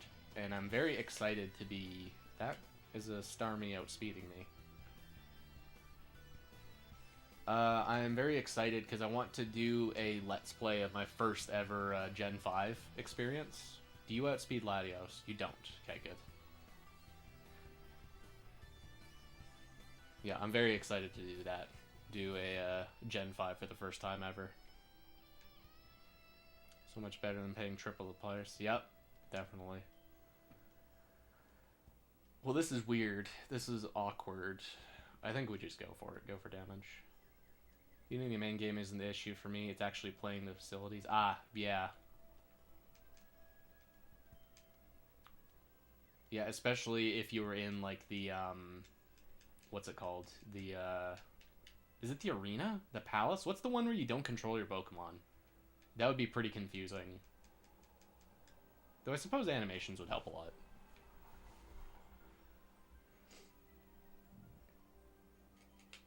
Latios, get through it. Please. Oh my god.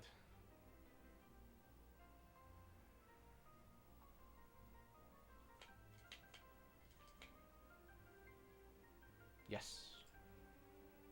It's Palace, yeah, thank you.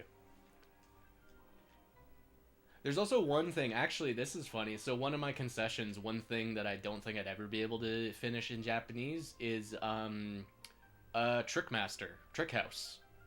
One of his tiers is like a quiz, and the quiz isn't set in stone. The questions are randomized.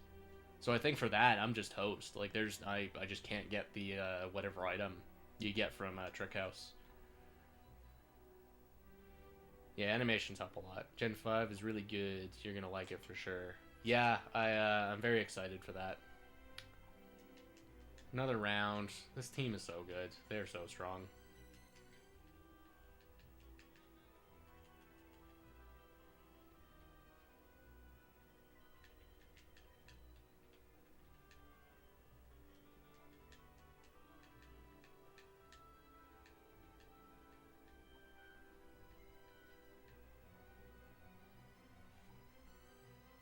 Did I queue up another one already? I don't think so. No, whatever. If the number's off by 1. Trial and error can get you through. That is true. But it's an annoying one. You need to answer like 7 questions in a row or something. What's the streak at? We're at 9... No, what were we at? Were we at 83 before? I'm not sure. I'm not sure what the streak is at. I know that we've won 4 sets. I don't remember what we started at. Sorry, lad. Oh, of course it's a wob. I will at some point have to back up this save because I don't want Latios to get the ribbon every single time, just because it eats up a little bit of text. But also, I made a copy of this team at level 100 to experiment with the level 100 tier. I'm going to be very excited to try that. See what's different. Isn't there more Wobbuffets? There's only one, I think, in this tier. He seems to always be the leftovers one. But before 49 wins, there's like a Salak one that tries to Salak Destiny Bond you. Which is pretty epic. I respect that as a set.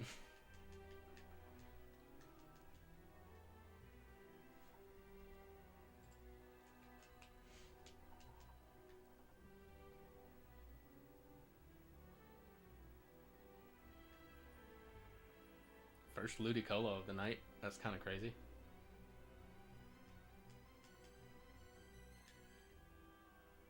It would be awesome to have like an auto tracker. Do you guys ever play randomizers? You know how there's like an auto tracker that keeps track of kind of tedious stuff in the game for you? It would be really cool to have almost like a bingo board of like what Pokemon we run into in the tower. It's like, oh man, if we just find one shift tree, then we'll get a vertical bingo. That'd be like a fun mini game. Well, hey, that's fine. You just want to blow up? Just speed this up for me? Tauros doesn't even die because he's that good. And we outspeed a Latios. Very nice.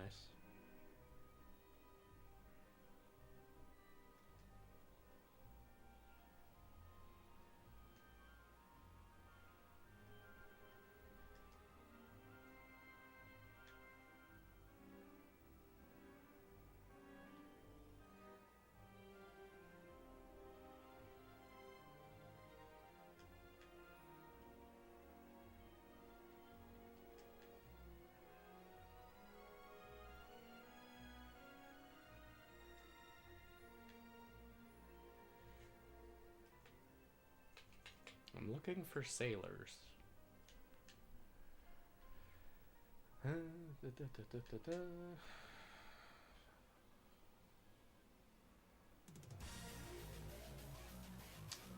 Technosoft, I love you. You make amazing games. But why on earth did the guy who uploaded all of these couldn't figure out audio mixing?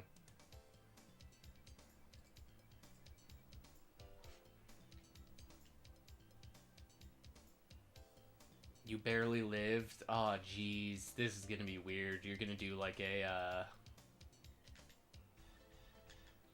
Salak Destiny Bond. I gotta switch it in Zapdos to get you out of here. And you could just go for damage, too. Ah, that sucks. Do we just sacrifice Zapdos? Okay, bailed out.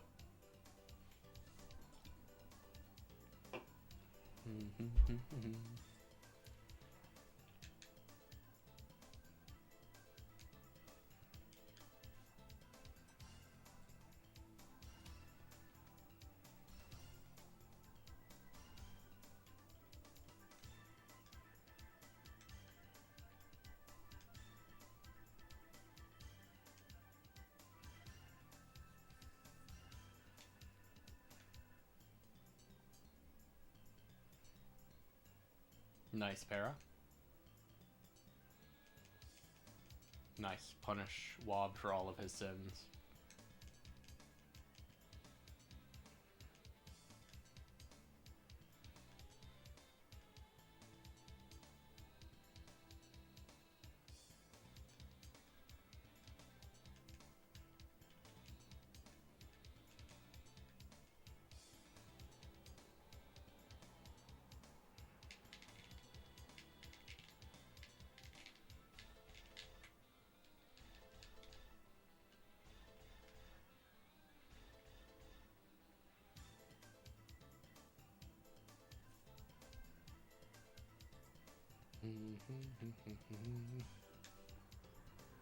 Doing good tonight. I want to hit 400 for sure. Might go past that. I should check. I don't know what time Riley is streaming tomorrow. And luckily I have the day off so I can hang out. And he's probably going to hang out like after the stream. We have this like stream after party on Tuesdays. Usually. I mean, it happens on Saturdays too. But I would like to be there for the stream. Did I hit the counter for Cacturn? Maybe. Breloom, you brought all the bad grass types. Very nice. Should check what time Mr. Man will be streaming tomorrow.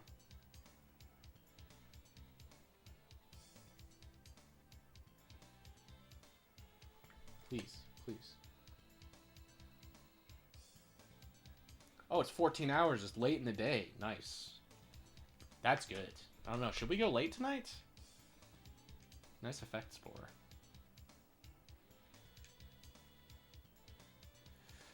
I'm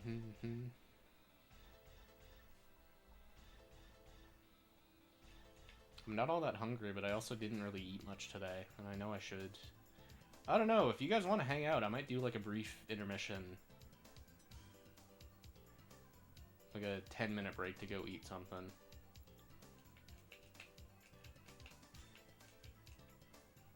It's a Pataya... Are you kidding? A Pataya Berry Whiscash. And it's running Earthquake.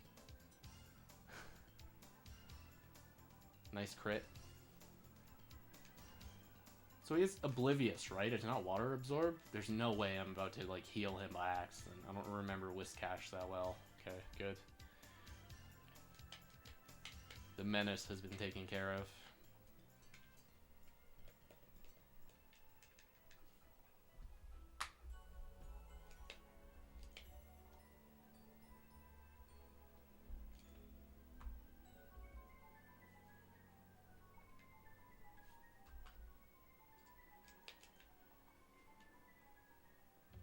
Lead slacking. Nice to get our Intim. I do hate that you have counter, though. That's very scary. Zapdos is probably just the best answer here, because there's a high chance you go for Yawn, or you go for Faint Attack. Oh, of course, it's Hyper Beam. Or Earthquake. And if you're the banded one, you're stuck in Earthquake, and then Zapdos just wins immediately. Alright.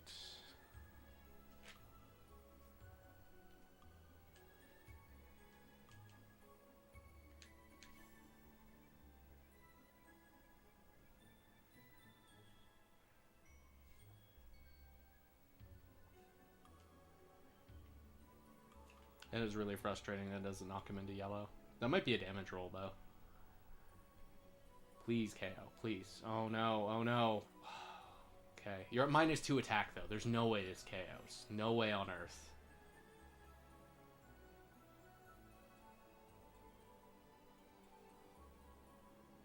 What a scary Pokemon. He just shred half my team.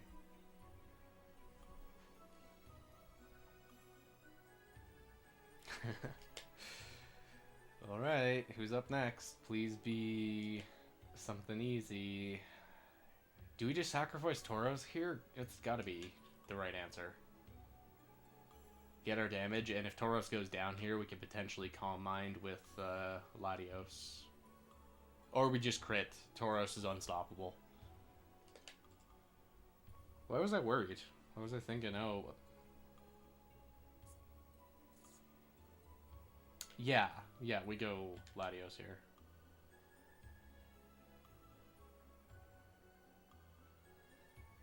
It's fun figuring out new routes on how to deal with certain scenarios with different Pokemon. Because I did so much of this tower with a very different team, but we still had the same Zapdos. I guess I was running Aerial Ace, but we had Zapdos, and we had Blissey, and we had Poliwrath. And I was able to get, what, like 200 something? 250 plus? I don't remember what I was at. I think it was 270.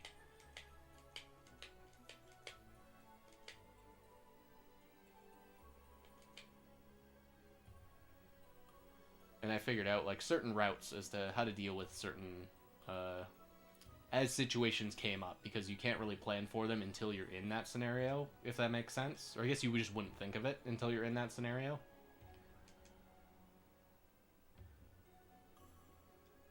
So it's fun relearning that. It's fun having Tauros as our lead to just smash through things, and then having a very unique Latios. Not a fan of Kingdra. Well, that's not true. I do like Kingdra, but not a fan of having to fight it. Hydro Pump, please be the insane gambling one.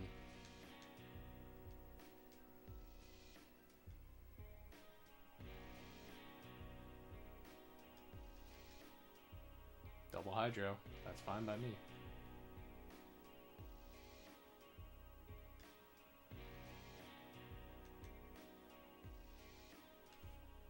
Because this right here, this is a good example of it. This is a very unique scenario I'm in with Latios. Because I'm down to his last Pokemon. So Memento is actually not a terrible idea here. Well, it is Milo, so it's not great. But, like, the idea is still really good. Like, Memento seems... It's just, like, it's not as good as Explosion. I think I like Explosion more. But it's on par. It's very cool how it sets up the rest of your team.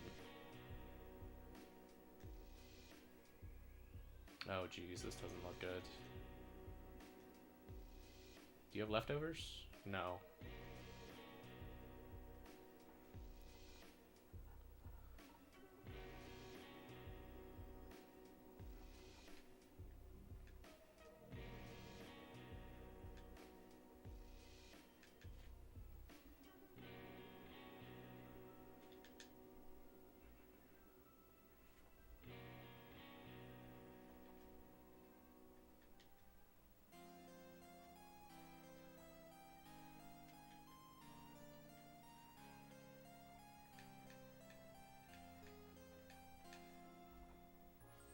See, Thunder Force 4 music is mixed fine. What was the issue? Why is 5 so much louder?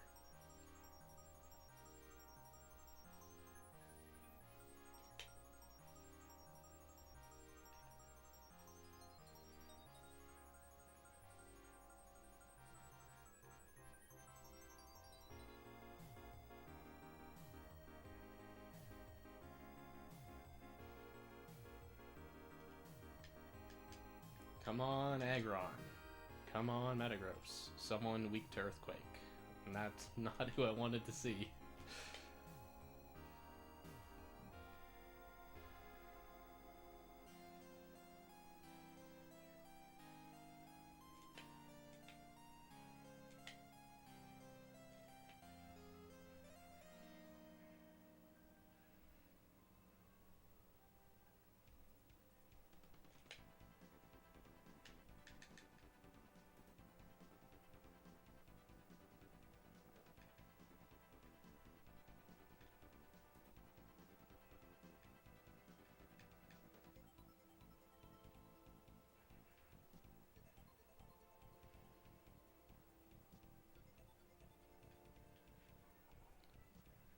Easy. Breloom is not very threatening. I'm like very reassured when I see a Breloom. It's a female Swampert too. That would be a good candidate to steal. Your mirror coat doesn't work on hidden power, I'm afraid.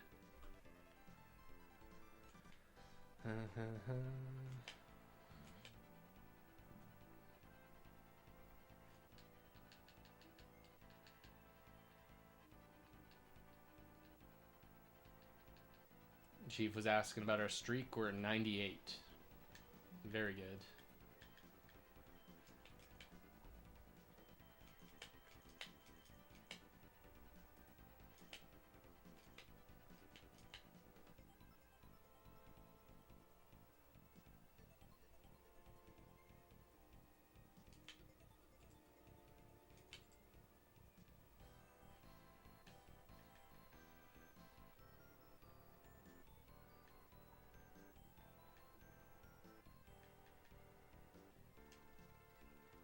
Ooh, a Psychic. You don't see Psychics that often.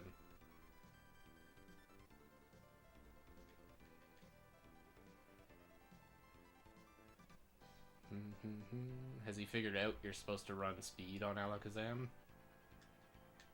Sure didn't. That's insane that he can live, though, with a plus defense nature. Or maybe it's like a certain one has defense and HP investment. That's just crazy, though. The idea that a Tauros is not KOing an Alakazam. You see what I mean? You see what I mean?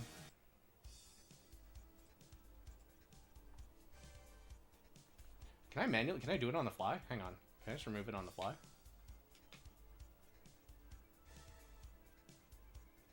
Yeah. It's gonna refresh the page. I'm an idiot. Sorry, lads. Hang on. This is very important to do right now.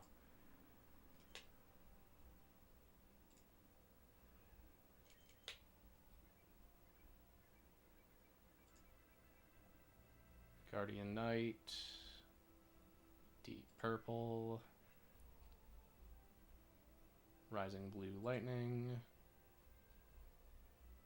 And one more. Where's the last one? And Cyber Cave. Goodbye.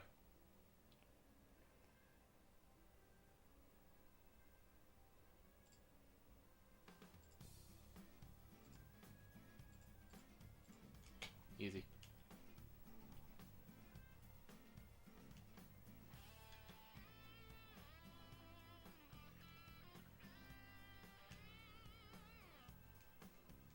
So this is Battle 100.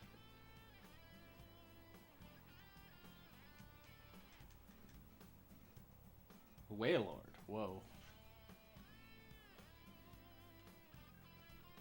I hate lead Wailord in ADV. I've said this before on stream. It's like weirdly scary. Because it can have Water Spout. And it can have Explosion.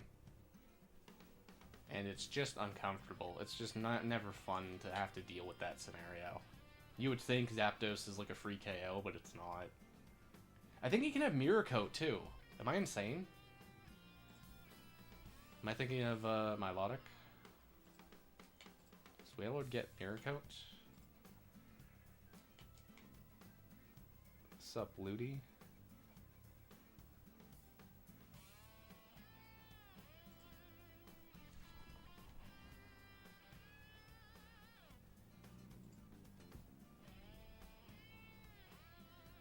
It's Amnesia. He gets Fisher, but you're not allowed to run Fisher on Smogon. Hydro Pump Water Spout. No, he doesn't get Mirror Coat. I'm not sure what I was thinking about then.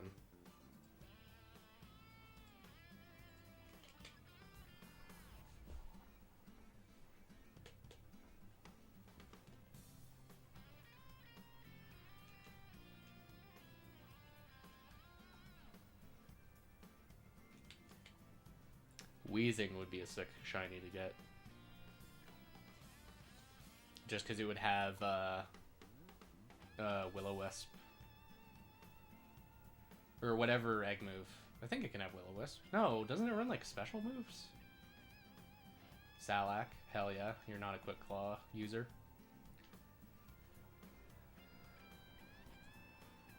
Yeah, it's like Fire Blast and Thunderbolt and all the special moves.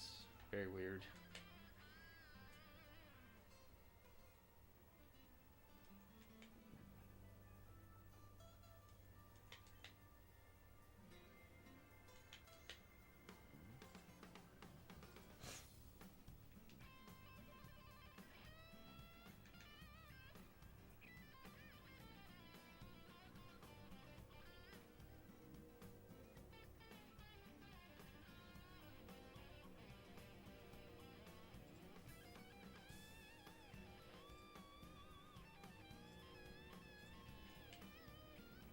Mudshot, why you gotta do that?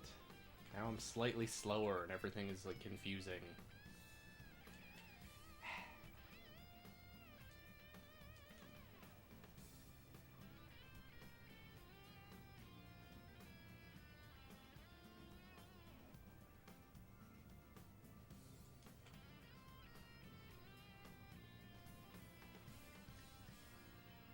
Starmie outspeeds, so that doesn't really tell me if it's a speed nature or anything.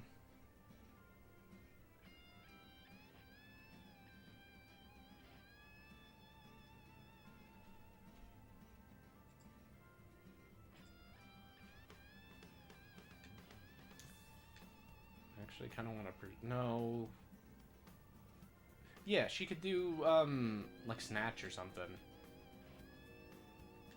Or Shadow Ball. That's perfect, yeah. Oops, that was a little preemptive. I mean, it's gonna die, though, yeah. Of course.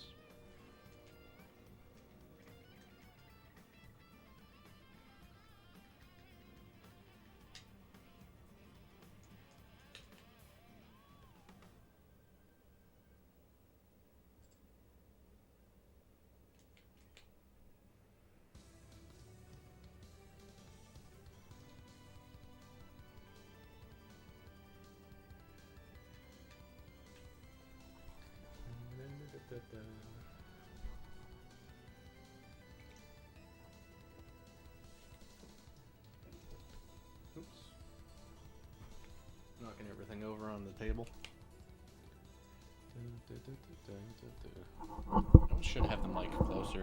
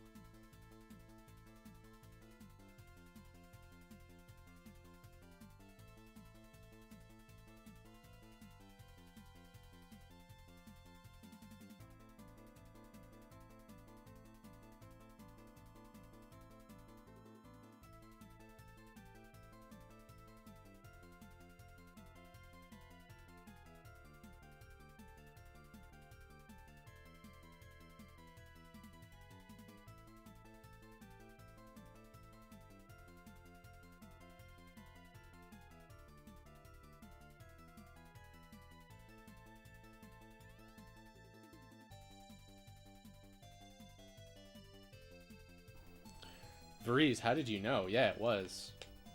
Damn, how long have I been muted for? I pulled the mic forward close. Sup, Alpha Booza? I did answer your question. Sorry, I was not ignoring anybody. I moved my mic closer and did mute it by accident. Damn. Well, don't I look silly? Don't I look foolish? I did... I don't know when I got cut off. Yeah, so back in the day when Riley was doing his Ruby streaks, I looked into, like, how feasible it is to steal a Pokemon from the tower. And I built a team that ended up getting a really long streak, but I kind of stopped going for the goal of stealing a Pokemon. I started to just, like, accept this is a really long streak, I should play slow and try and win. So I did that with a team of the same Zapdos and a Blissey and Poliwrath. I heard no response. Sorry, lad. I'm not the best streamer, as you can imagine. Yeah. Whoops. I also mentioned, since Riley's planning on streaming, like, kind of later in the day, I might go for a little bit. I might stream for a little bit tonight. Just to get, like, a nice, like, head start on this hunt. To get, like, a bunch of encounters in. Did I hit it for Swampert? I don't think so. Why am I switching? Tauros wins here. So I have a fair bit of experience with the Ruby Tower. But this streak is pretty fresh. I started this, I don't know, maybe a week ago. Last week was when I started streaming it, and I decided it'd be fun to just stream the whole process. You know, just cause. It gets more Gen 3 gamers out there. More people become aware of this glitch, which is very cool. Yeah. Sorry about that.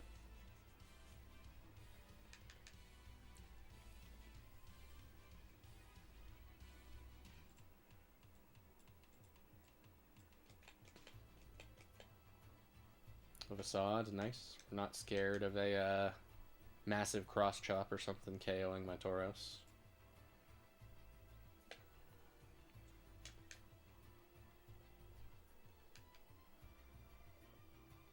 Starmie doesn't outspeed. Nice. Varies from battle to battle, but what's your scene per hour for this so far, if you're reckoning? So I've been streaming for 2 hours, and what did I start today at? 270? 230? Hang on, I can check what I started at. Or I guess it's whatever the stream is called. Yeah. I started at 273. We accept, like, a bit of human error, a bit of, like, variance where there's, like, some decision making, or I'm just, like, idling on a screen for a little bit. Hang on, what's our win rate at? Yeah, 105. Hell yeah.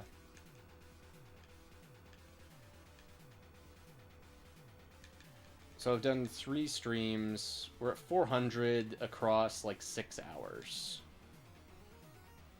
So that's what, like 60 or 70?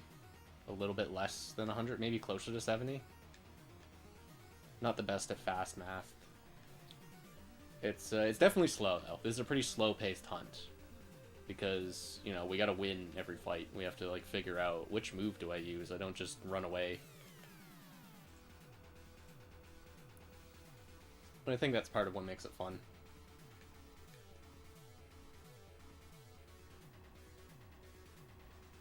Because I do have one, I don't know, it's not really the most normal shiny hunt going on, where my goal is to get a shiny Poliwag or Poliwhirl in every single ball in Gen 3.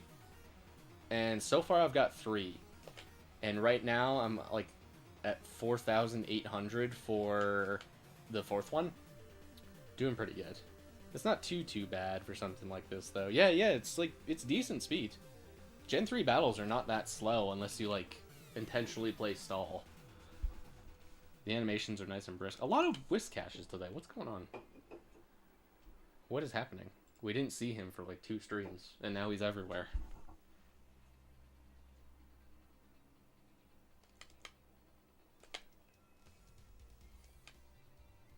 Yeah, it would be even faster without animations, but I think that the content isn't even that good to begin with, so I think subjecting you guys to just Japanese text and like saying what Pokemon we're fighting would be even worse. It'd be, like, even less enjoyable to watch.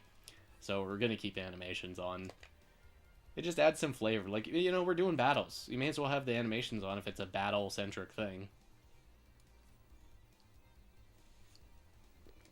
I think, at least. Alright, I never like seeing Regirock lead. He's one of the most annoying leads. Same with the fighting types. I don't like seeing the fighting types because we risk losing Tauros, and Tauros is just so valuable. Alright, be cool. Nice.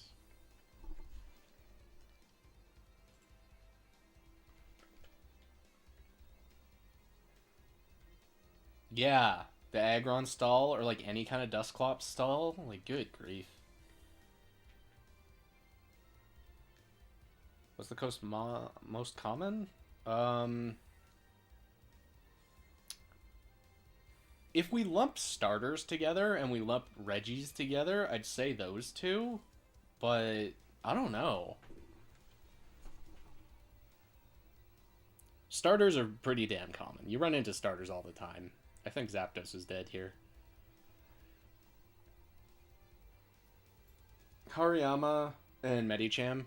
Or sorry, Machamp, sorry. Not Medicham. Medicham's absent. We want Medicham in here, but he's gone. They're pretty common. Glalie, I think, only has 1 or 2 sets, so Glalie not very common.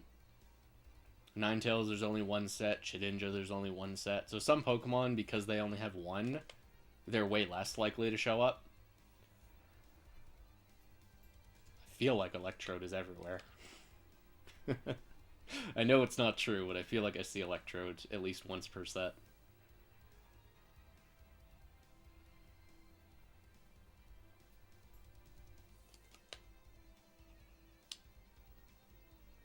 It just wastes my time.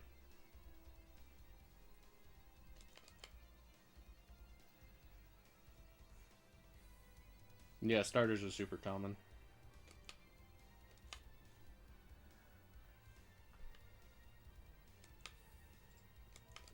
Yeah, it's kind of hard to gauge how often stuff shows up, because it's also just going to be sort of like a confirmation bias. It's like, tonight I feel like Whiscash is super common, but I know that's not true.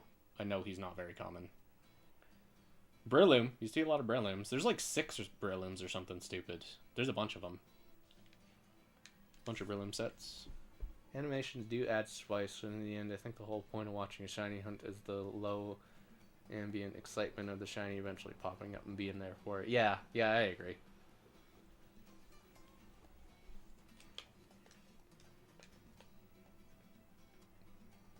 Latios, do you outspeed? You do outspeed. Okay. So here's one of my few caveats, is I am looking to upgrade my Latios. So we might throw here. I'm going to switch in, unless there's KOs. I might just KO right here. Okay, you know, well, never mind. Never mind. I didn't say anything. Yeah, just the Gen 3 starters. This game, it's Ruby and Sapphire, so Fire Red and Leaf Green didn't exist yet. So there was no Kanto starters, no Johto starters, nothing like that.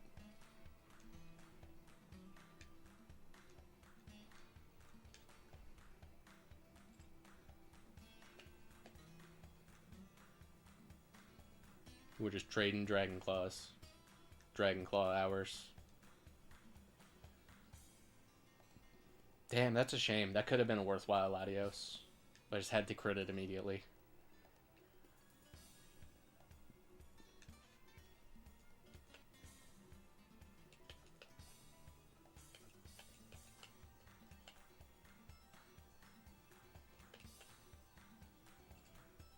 Is this a Parasol gal?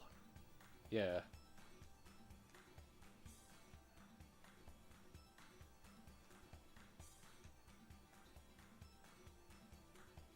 Yeah, imagine playing this with, like, Dusclops, Scar, and Bliss. And every fight just takes 15 to 30 minutes. You know, you'll always win. You'll be very sure that you're always gonna win, but it's gonna take forever to see any Pokemon. That's sort of my concession with this team. Is that, yeah, we're risking not having a damp Pokemon, so if we run into a shiny that can blow up, we're in a lot of trouble. But we also just cruise through encounters. We are just shredding these teams in 2 hits. Tauros is soloing teams. Zapdos solos teams. Is that counter? It's Rock Slide.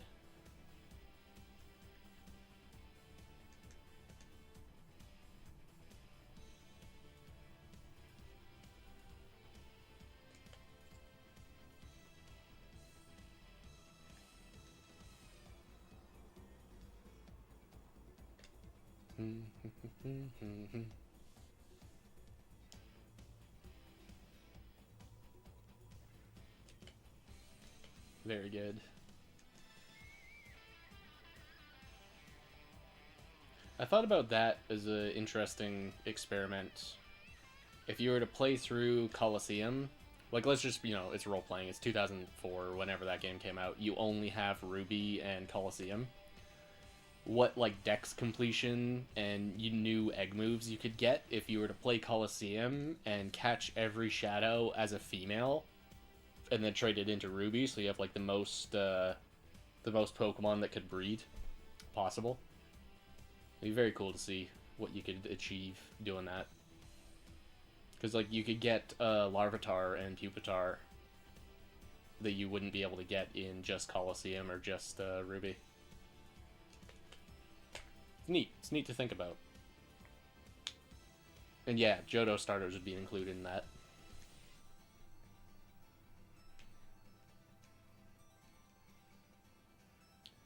See, that makes me think Quag is our best candidate as a damp user. Like a Curse Rest Quag or something like kind of lame. But that would be really slow. And of course it's Quag. He's just not that good. But unfortunately, most of the Boom users have some kind of electric move, which makes it very risky to use a Poliwrath or Politoed.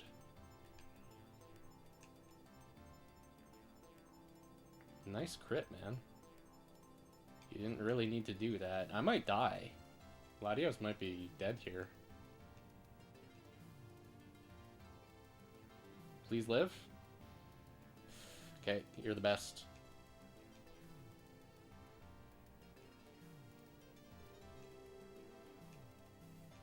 Okay, you missed whatever that was.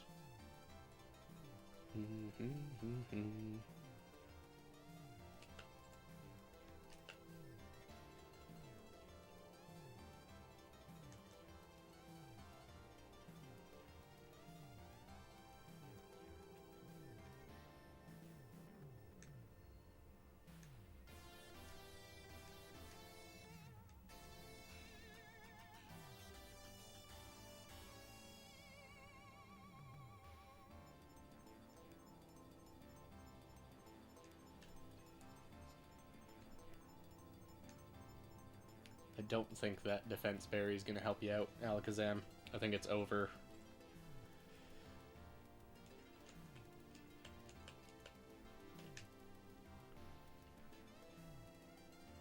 Queue up our next one.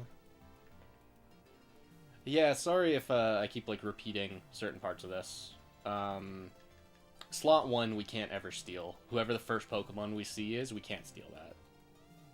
Some level 100 tower and fill in the spreadsheet as I go. Lad, I appreciate the research you're doing more than I can really express. It's very cool that the 100 tier is slightly different. But yeah, I appreciate you stopping by. We'll definitely chat sometime tomorrow. I don't know, I might still be awake. It's like very awkward how work has given me shifts today and tomorrow.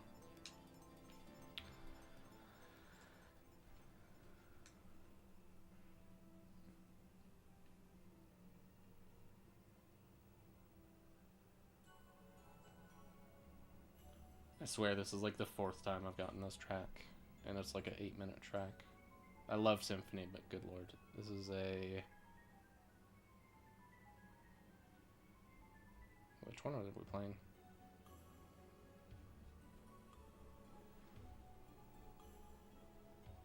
Oh no, it's only 3 minutes. I'm insane. It's some other track from Symphony is like 8 minutes.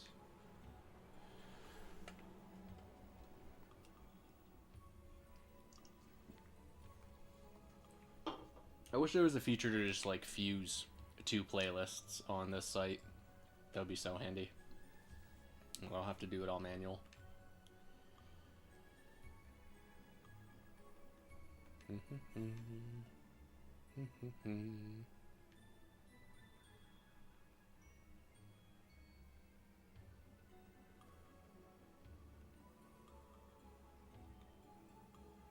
Nice. Got him.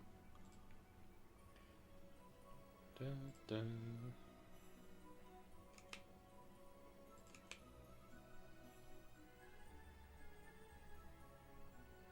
On the RS Colo thing, I'm going through my Gen 3 journey chronologically. So currently I've only finished Ruby and Sapphire and Colo. That's fascinating. Yeah, isn't it? It's like a neat idea that you could bring in all of these shadows, specifically female, for the purpose of breeding in Ruby and Sapphire. You would also need to play Ruby and Sapphire a little bit differently, because you'd want to reset for a female starter and a female fossil. It's been a year, but I'm still early on. So much to do in these games. Yeah, it really is true. I've definitely accepted that I have like a nostalgia bias, because this was Pokemon when I was a kid. When I was 10 years old, that Gen 3 was the current gen. But I think it says a lot that so many people still cling to this era, because there is like an inherent quality to these games. I don't think it's just inflated nostalgia.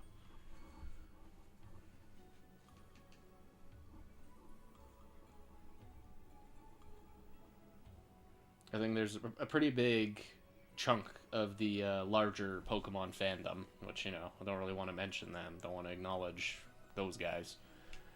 But their like exposure to Gen 3 would probably be just play through Fire Red and Emerald, and that's it. Like, they wouldn't really know how distinctly different Ruby is. They wouldn't really know how unique Colosseum and XD are as games. I think that's what like separates the Gen 3 enthusiasts from the unwashed masses. That is a choice band. I recognize that guy. That's a choice band. 112. Alright, I'm not stopping stream. I am just going to go get a glass of water. So, excuse me.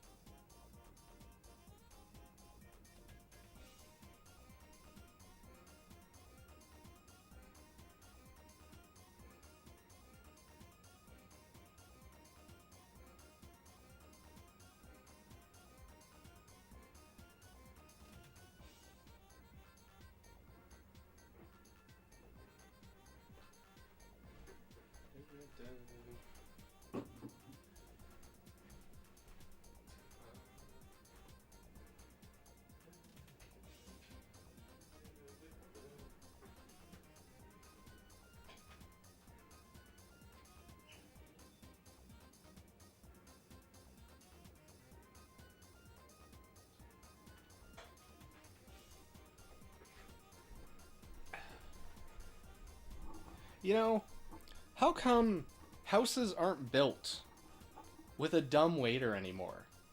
It would be so handy to have like a little device central to the house to just bring up like a glass of water. Or take one down so you never risk spilling it on the stairs like a moron.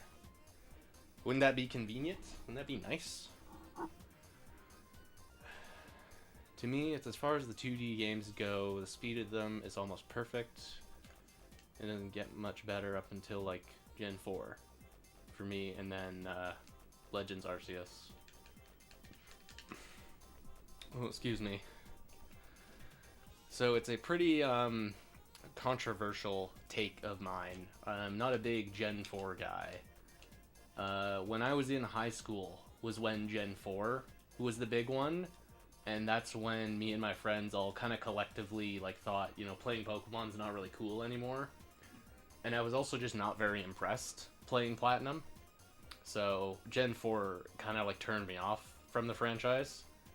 But I am very, very hyped to be playing Gen 5 for the first time sometime soon, sometime coming up. That is going to be very cool. I also want to stress, I do recognize that there's quality to Gen 4. I know it's just like a thing that is specific to my beliefs. Oh, come on. Alright, no Tauros for this set. It's a kind of a wild take of mine to not like the game that much. But also I accept I probably have bad taste and am stupid. It's fine by me if people on the internet don't want to agree. Yeah, exactly. It's like... I was how old? Was 14 when it was Platinum? Platinum came out when? 2009? Yeah, it was right at the point where bringing your Game Boy to school was no longer the cool thing to do. And the gen was also over. Like, Gen 3 was this awesome sweet spot in middle school. I started in elementary school, moving into middle school. This is the thing. I wanted to make a video about this. I don't know how to... It's kind of tricky. It's sort of like... It would just be me reminiscing about, like, what I remember playing Pokemon as a kid. But it was so awesome getting introduced to the series in elementary school and then going to middle school, and there were older kids than me that, like, knew what they were doing. They knew way more about the game. It just immediately opened everything up. It was like, this is insane. This game has so much more going on in it than any of us peasants can comprehend. And then that just wasn't really captured with Gen 4. Gen 4 had online, which had, like, hackers. It had people that were cheating. A ton of kids had an action replay, which just, like, demystified a ton of stuff in the game. So I think it's just very unfortunate that the way things went with Gen 4. To me, at least. Again, this is all my belief on it. Never even played in Gen 4 until I was much older, but it just came out at the wrongest, most anti-Pokemon... Yeah, exactly. Like, it was just poor timing. But I also understand there's people slightly younger than me that was their experience. They got to, you know, love the hell out of the generation. And, you know, I'm glad. I'm very glad. There's also people older than me that got to do that with Gen 2 and Gen 1. Yeah, it doesn't matter. We KO here. To be a bit weird about it, I almost feel robbed of the experience with Heart Gold Soul Silver. Is a more childlike mindset by the social norm. Yeah, I think that makes sense. You experience none of those issues? Damn. Vreeze is just a special breed.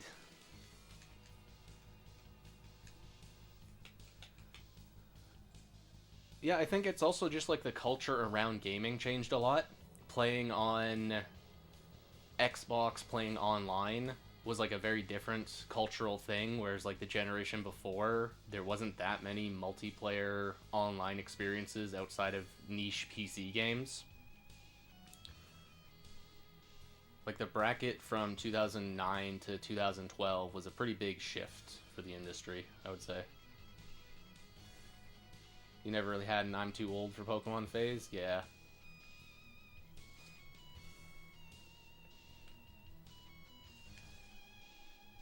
I guess it also just depends where you live. The high school I went to was definitely not a great place.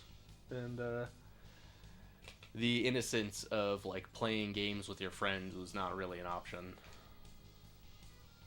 Yeah, I don't want to be in with Earthquake. No, but I don't want to lose... Well, it doesn't matter. I always want to save Tauros. I always want him to be alive.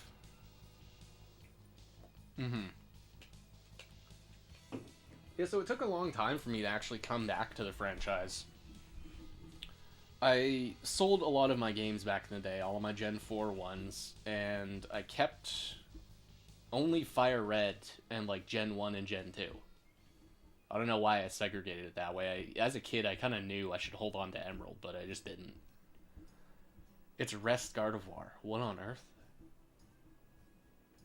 So Fire Red, I would like replay throughout the years. And like as a single player experience, Fire Red's really, really good. But right around the coronavirus lockdown, I was getting like a real itch to play specifically Hoenn. I can't believe we got a double synchro this fight. That's awesome. So I went out and I bought a Sapphire. I managed to get a Sapphire in town. I think it was like $70, $80. It was not that much. And I had a whole blast playing that. Revisiting Gen 3, Hoenn specifically. And having a Hoenn game and a Kanto game, there's a whole lot of fun stuff you can do with just those two. So that sort of like rekindled my love of Gen 3 specifically. Mostly played Pokemon on my own. I did have a friend who also played it a lot, and we were able to get the opposite versions. That's nice. That's fun to do.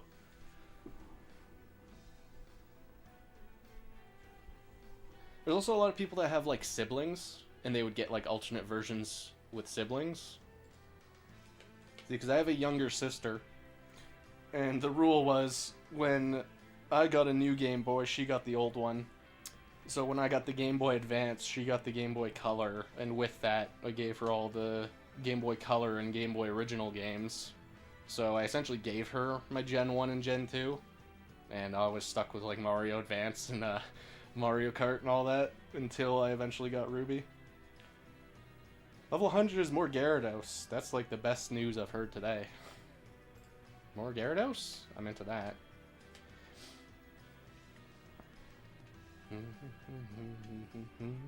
Is there more Ninetales?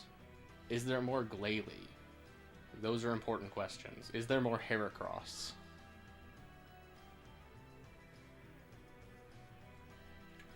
Oops. I also don't see Pinsir. Is Pinsir not in the 50 tier? Or the 59, you know what I mean, the 49 plus wins tier? I can't believe you lived. Are you serious? Look, yes, we have to double edge Heracrosses. Okay, good news, it's not a Pataya, or not a Salak. But you do outspeed, and you Mega Horn. Do we live? We don't. Sure hope we didn't need our Tauros. 3 Heracross sets. Alright. It's not bad. Perfect Heracross would be pretty cool to get. No Pinsir though, yeah. That's kind of nice. It sucks we can't get a Pinsir, but it's also like kind of annoying to fight Pinsir because he often does endure Salak Guillotine. Not a set I like like having to go against.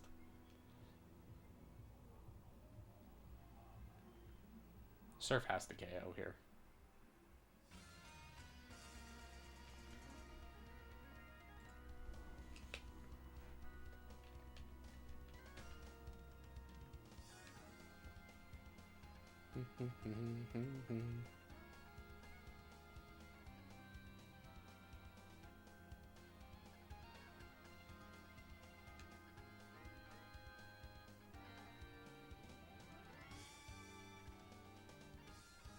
Nice Earthquake. Joke's on you, I'm not on the ground. Queue up our next encounter. If I had any Mind Ball gun clutches, probably. Can't really think of any. It's kind of a blur. You kind of just blast through encounters so fast. I thought about, like, maybe going back and, like, highlighting certain things that would be really funny. Like how Tauros got frozen for a million turns. Or like how that last fight where my My Zapdos, he got the 10% para and synchroed to Gardevoir, and then Gardevoir rested off her para, and my Lum got rid of my para, and then I got re-paralyzed because I hit it again. Stuff like that is pretty funny. I don't know, though. We've had some down to last mon close calls. But the stakes are just not that high because I have other cartridges ready to jump on the grind. So if I lose the streak, it's not really a bummer. The team does pull through, though. These guys are really good. Latios, are you faster? You are not faster. You could be modest, but I'm not going to bother, like, calcing that. I really just want a Timid, Latios.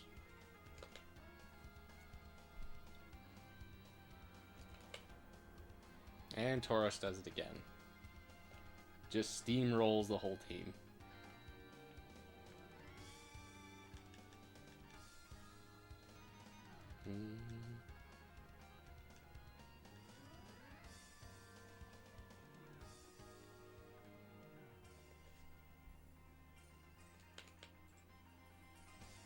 Four, 4.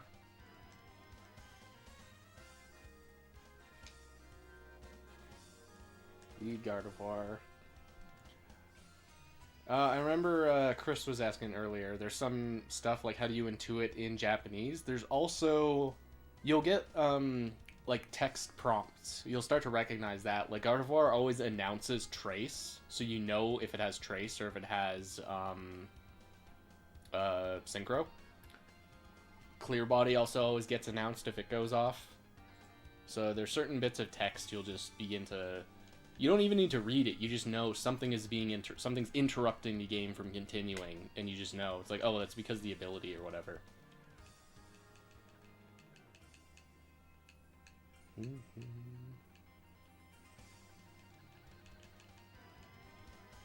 Yeah, double synchro is pretty funny.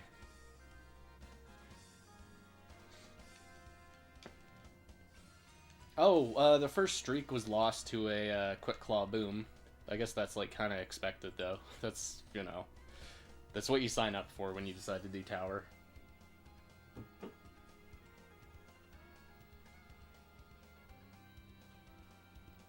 Only one Ninetales? Yo, that sucks. Yeah, Ninetales is like a dream shiny. But I guess it's not that uncommon in Leaf Green, is it? There's like a high percentage repel trick I tried in Emerald, but I ended up getting annoyed by it because the encounters are damn slow. A Claw Bloom that feels like one of my tower double losses. Oh, Varese, I was going to mention earlier, I saw your thing about getting partnered, and that there's certain, what do you say?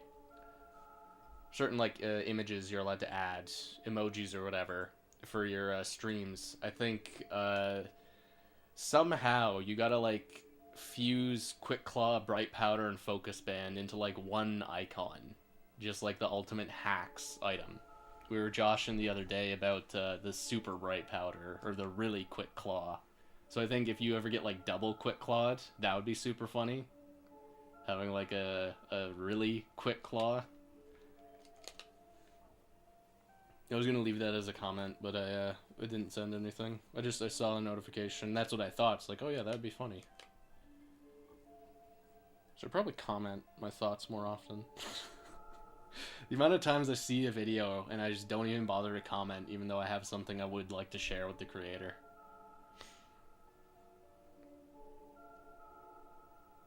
Nice, this is a rest Ments. I wonder if that means he's Plumber.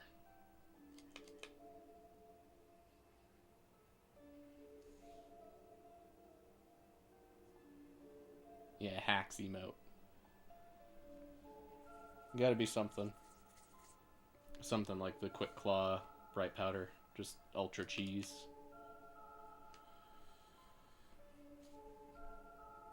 Another one down. About to hit the big 450.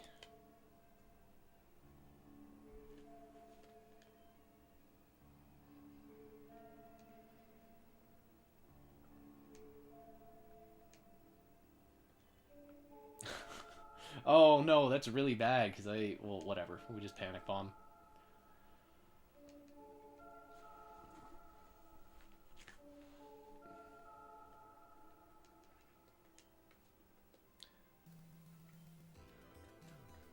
Yeah, if you see Alpha Booza, there's other things I've done to try and optimize this team, like cutting out nicknames so they're all just one letter, so it just immediately goes.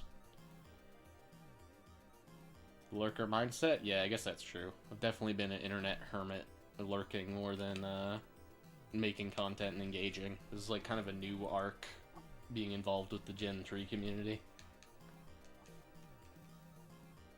It's been a fun time though. I think the lads are very cool. I said this before, but let me fix my headphones. I quite like this as opposed to the much larger Gen 3 Pokemon community, because there's like a lot of young kids in it, and there's something that's always uncomfortable about that. Why did I lock an earthquake, dude? Too fast on the button. I like that the Gen 3 community is mostly people that are older. It's mostly people that grew up with this era. Yeah, of course you land Hyper Beam. I locked into the worst. Oh! We have a chance. There is a hope. It's also funny to me, the AI will switch in, typically Swampert, of all Pokemon, to eat an electric move, but it seems to never switch in on, like, an Earthquake. Big agree? Yeah. Okay, we're just gonna go for damage here. Tauros has done his value. If he can get a KO on Swampert, hell yeah. Alright, that was deserved.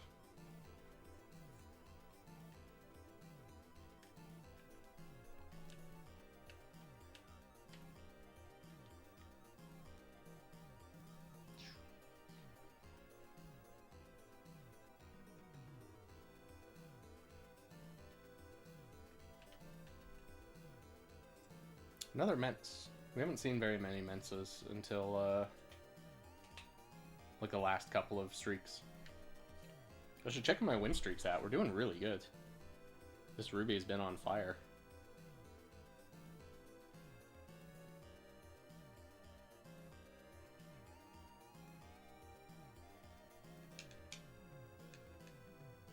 Nice crit. You could have done that last turn, Zapdos. Just speed it all up.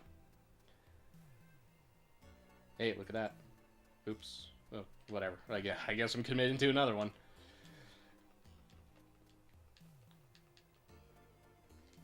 $119. Whatever. Who cares? Just give me the sparkling pocket monster. I don't even care who it is at this point. I'll take a Dodrio, Ludicolo. Actually, that's one I wouldn't really want. Even though Ludicolo and Shiftry are awesome shinies. Because I'd like to hunt Ralts at some day. And those are Pokemon you're going to phase on. Is Ludicolo and, C-Dot and, why can't I think of his name? Lotad. You're going to phase on those guys. Yeah, for you. This damn 4%.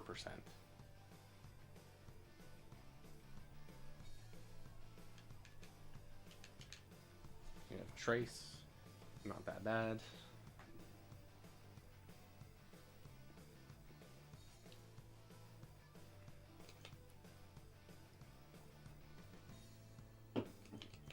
Swampert too.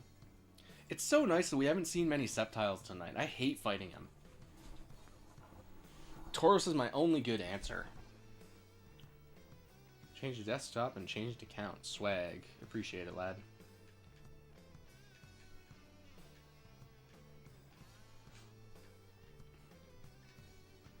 Yeah, I know at times it probably just sounds like I'm a nut job rambling about whatever, but it's fun hanging out. It's fun being able to broadcast this somewhere and someone else is able to get something out of it, you know? Because the alternative tonight would just be doing the Poliwag hunt and probably watching anime. And that's, you know. What's up with Sceptile? He's just like a rough matchup for my team. Like, Zapdos isn't great into him, and he can have Dragon Claw, which can shred Latios. And he also runs really annoying sets, like Detect Leech Seed with leftovers. So Sceptile can just take a long time.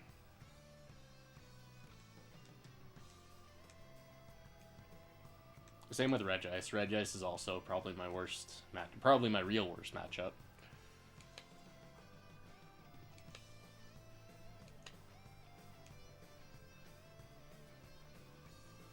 Latios can also be annoying, but Tauros chunks Latios really hard. And Blaziken we're not very scared of, especially having a water move on Latios. The issue is I used to run lead Zapdos, and Zapdos wouldn't get the KO on Blaziken. In fact, he would make the situation worse. He would knock Blaziken into Blaze range. And Blaziken sometimes just pops a Lum Berry and then, you know, runs amok. Oh, why?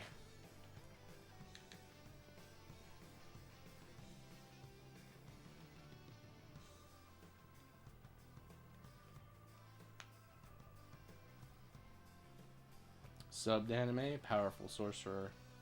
How do you watch subbed content whilst going at it in the second screen? I don't know, lad. I'm just able to do it. Just able to multi-system hunt and keep up with anime. You know, admittedly, I think a funny hard fact... Oh, nice. Anime fans don't want to hear this, but it is true. Is that subtitles help distract you from how like poorly animated some shows are, especially older ones. So I think there's like a very interesting sort of like unintended art of like watching it distinctly with subtitles as an English speaker is like very different than how a Japanese speaker is appreciating it and how a dub watcher is appreciating it. It's kind of neat how one show can end up with like three very different experiences. And it's like, it's kind of emergent. It's like, it wasn't really intended to be that way. You could say the original was intended to be... Oh, can't believe he lived.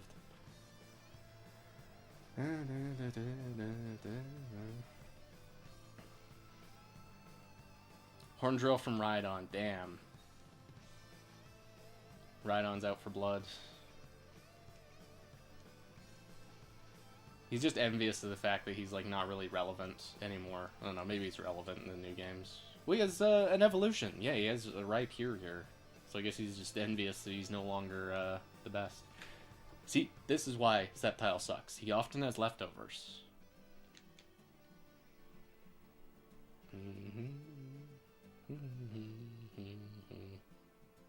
Camerupt, nice. Camerupt's a damn good shiny. Camerupt's like a terrible matchup against Zapdos. Zapdos doesn't do anything.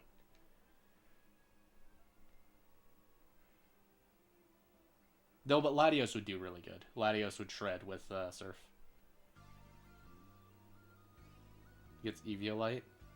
I don't understand what that does. I also don't understand what Life Orb does. They're these moves, or I guess they're items that people talk about in the later gens, and they like make unevolved Pokemon better. So I'm not sure how that works, whether it's just like a flat stat buff. Because there's some Pokemon like Blissey, where Blissey's stats are identical to Chansey's. They're like nearly the same stats. We'll go and catch this for Camerupt. Nice. Rare Eruption user.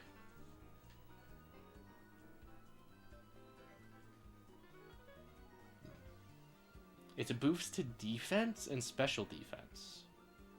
Is there like another one for attack and special attack?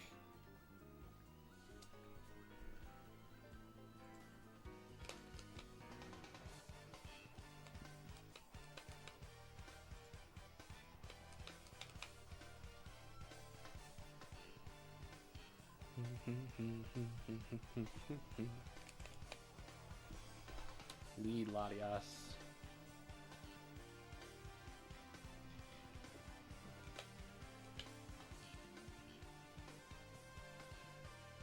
That's just choice band and choice specs. I guess that's true. What is your streaming setup? Is it similar solution as Riley's? I'm not so sure what Riley's is. I have a laptop with OBS and a capture card plugged into my video splitter. And my video splitter is connected to an old CRT TV with all of my consoles connected to it. Not all of them, there's a couple that aren't, but that's my my viewing experience. Life Orb is a 1.3 boost for damage, but costs some HP. So it's like everything is recoil, right?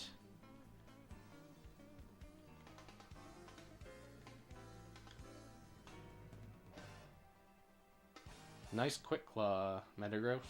Very cool of you. Set up sun and camera up erupted on my Vileplume. Very nice. That must have done like 400% of his health. For Vileplume. Oh, but we crit him back. Nice. Yeah, I'm streaming for the CRT. If you're in the Discord, Alpha Booze, I can take a screenshot of my setup. You can even see the Psyduck. Oh, I guess it's kind of dark. There's a Psyduck figure. Oops, hang on.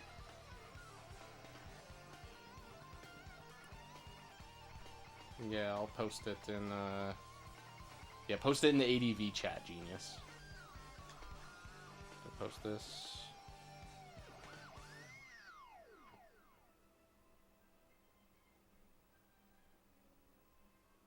Yeah, I can post one at daytime, or with the lights on or something to show the machines plugged in. You can, like, barely make out the little Psyduck to the right of the TV. Yeah, for sure. No, definitely a fan of playing old games on an old TV.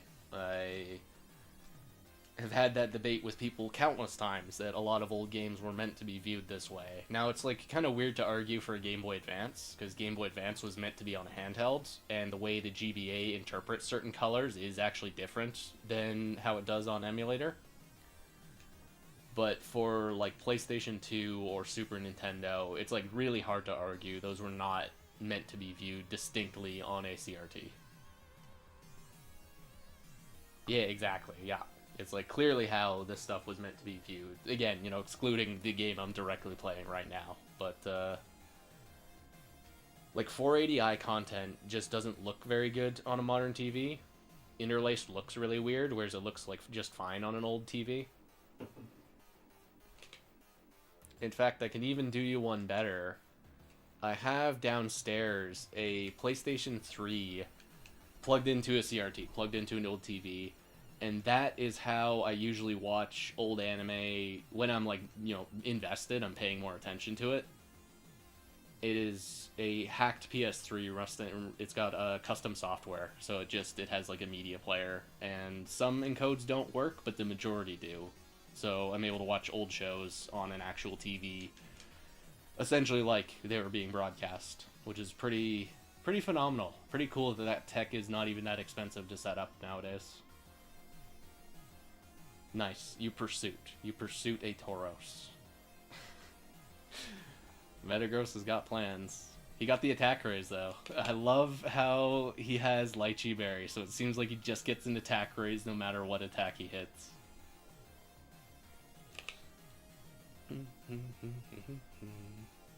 Oh, and I'm banded.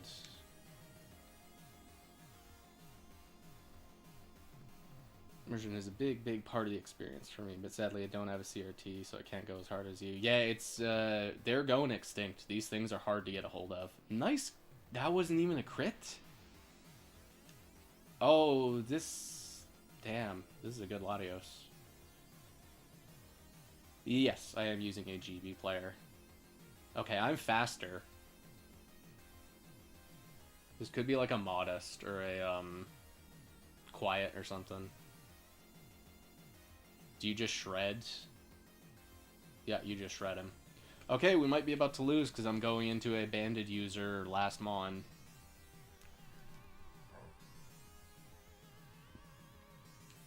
Please be something I can hit in the back. If this is a ghost or if it's a, like, rock type, we're pretty hosed.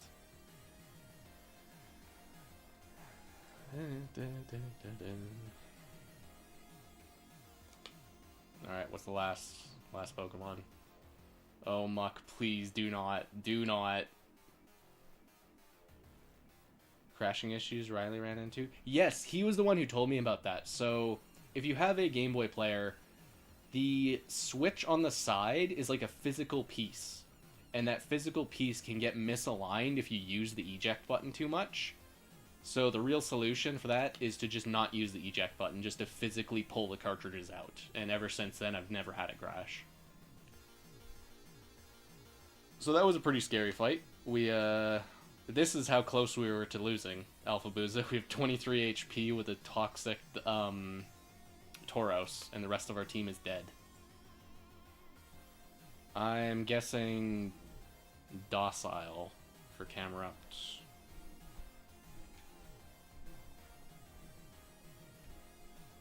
If I was to pick a Camerupt, I would probably go Relaxed or Quiet. I don't know, is it like a bulky defensive Camerupt worth it? You're so weak to Earthquake. I don't know, maybe. I've never really thought about it too much. Camerupt seems like he has potential. Yeah, that was a close fight. That was a quick claw away from losing. Or like a bad damage roll. A crit would have won there too.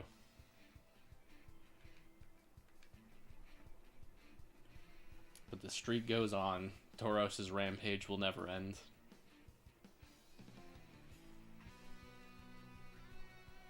Zapdos counter? Yeah, it is an ADV.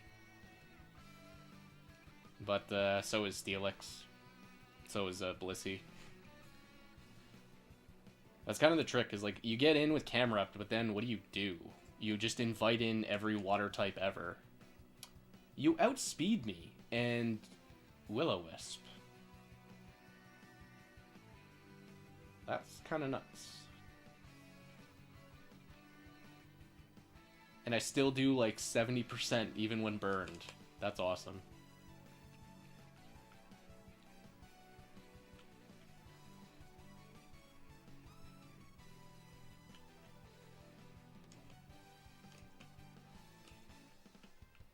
I guess Camerupt is good against Skarm.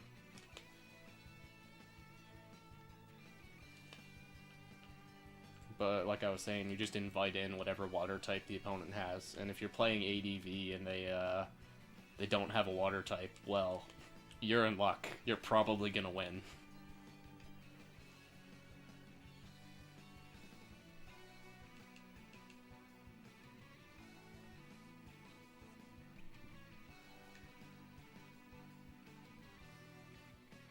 So I was looking at the sprites recently, and Raichu is one that was actually edited. If you take a look at Raichu... Oh, look who it is! Raichu's tail just kind of connects from the left, but they added like a big loop from the right after this game. In Fire Red and Emerald, Raichu's tail has like a big... his like tail's just longer, and it comes out from the right side. Yeah, we'll sacrifice Latios here.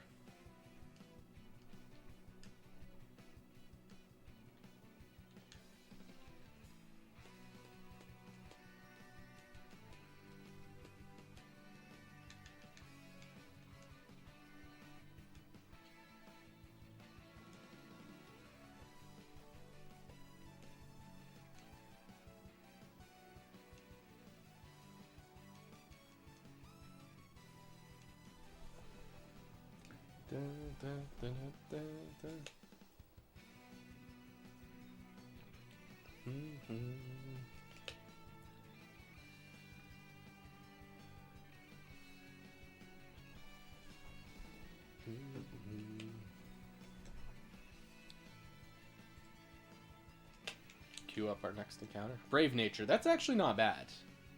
Yeah, good for a slow Pokemon. Yeah, those Earthquakes are gonna hurt. We probably talked about this before, but Brave is my favorite nature, like, thematically. I think it's the coolest one when you think about it as a concept. Like, I guess Timid and Hasty make a lot of sense, but I think Brave is my favorite.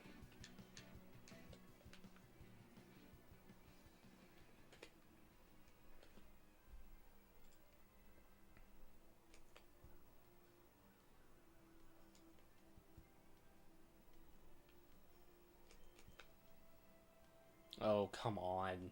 Stop this.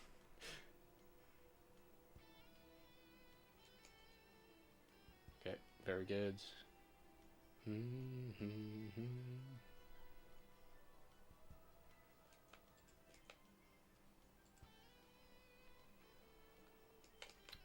think I'm gonna call the stream at 500 encounters. That's a very nice round number. And of course, now that I say that, I'm probably just gonna get dunked on and immediately lose, and then have to like fumble through the other cartridges just to get to 500. But let's not count on that. Let's count on this streak never ending. You know, what if the best case scenario plays out?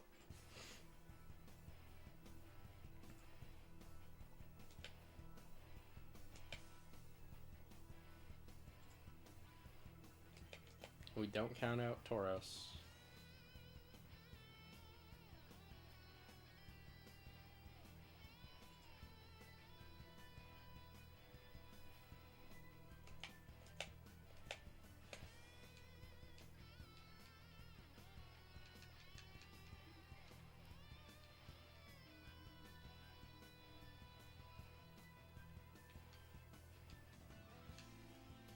Keep on grinding.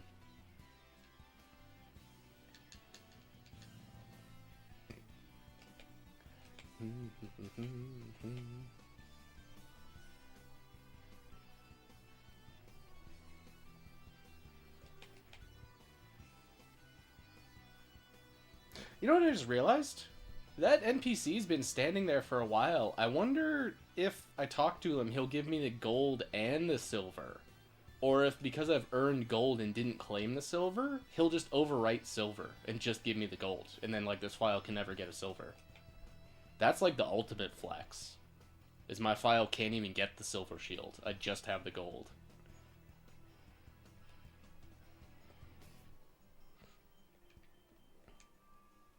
Stupidest gimmick mon to get as a shiny here. Probably Wob. Maybe Shed. Shedinja or Wob. They're both, like, pretty strong gimmicks.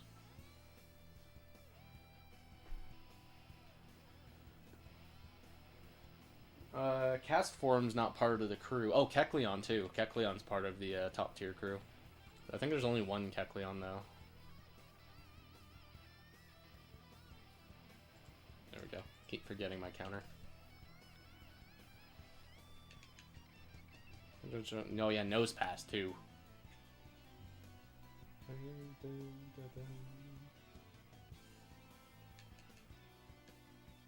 Oh, is Delcatty part of the level 100s? We might have to do that. Just to honor Riley's streak. How he was promised the Delcatty of good luck.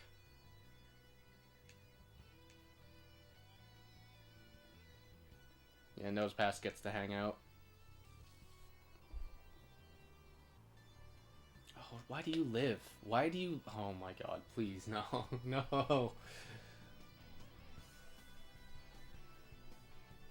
Yeah, Delcatty's not part of the level 50 bracket. Once you're past a certain amount of wins. Alright, we have a chance to recover here.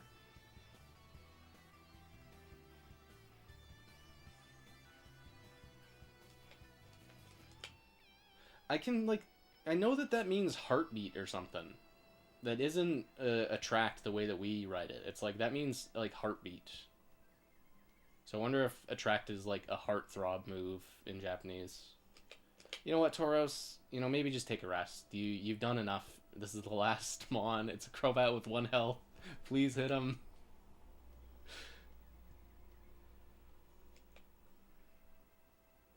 Okay, thank you. Your service will not go unrewarded.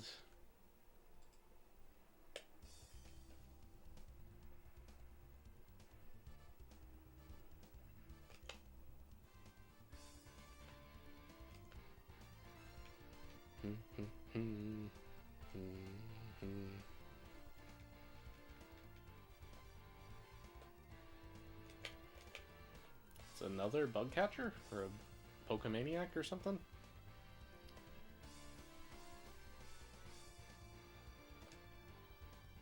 Okay, Latios. I would love to steal you. And this is going to be like a Timid or Jolly or something. Oh no, we outspeed. Okay, good.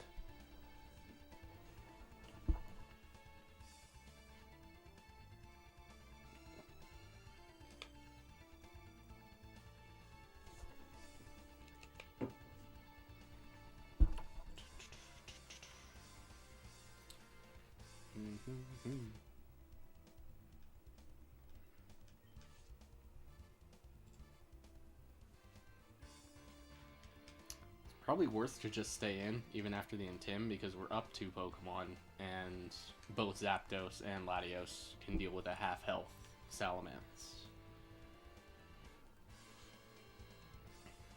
A perfect shiny Mence would be really cool to get. Unfortunately, none of them in the tower have Dragon Dance, but one cool egg move one of them has is Hydro Pump, so that would be awesome to have. As opposed to breeding for a shiny Salamence with Hydro Pump.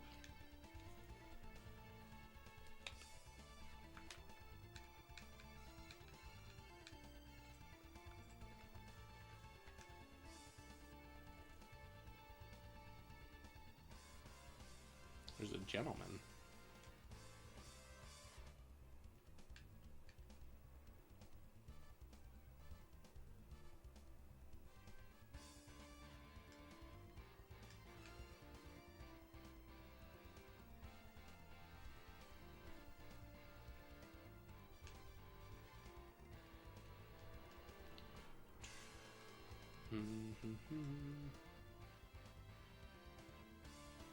Yeah, we'll just stay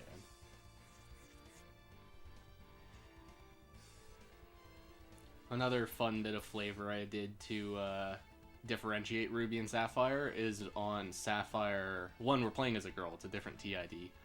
And 2, Tauros has Frustration instead. And I've realized Frustration's a faster animation, so I might switch to Frustration on Ruby as well.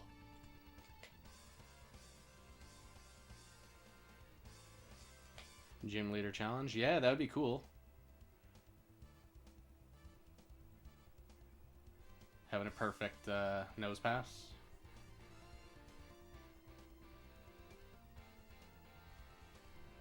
You know, he has Banded Rock Slide. Lantern's in 100. Hey, not bad. Lantern's a dope shiny. Yeah, I love the idea of the gym challenge. Or essentially just like because, you know, these are role-playing games. Pokemon is a role-playing game. Whether people want to say it isn't, it definitely is. There's like all kinds of fun stuff. When I got my shiny Kyogre, I decided to give it all of its EVs at Slateport Beach. Just because I think the beach is something... Dude, swag. Respect the Walrein. That the beach is something that Kyogre would appreciate, being near the water.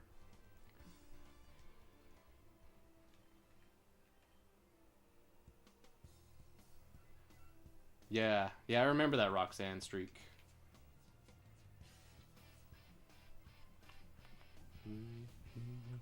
Oh, there's the crit. Oh yeah, we didn't need the crit last turn. Nope. Please, nothing Zapdos struggles with.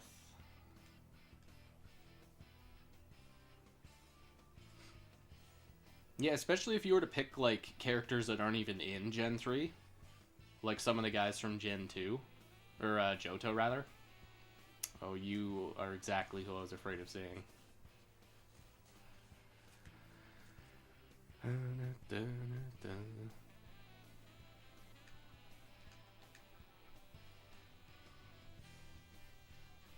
Please crit. Please para. Yes. You just ask, and you will get what you wish.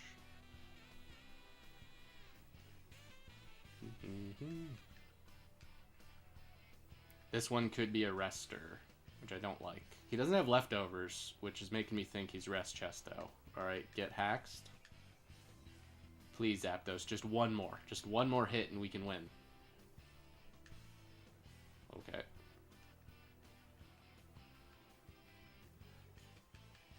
Yeah, that would be super fun.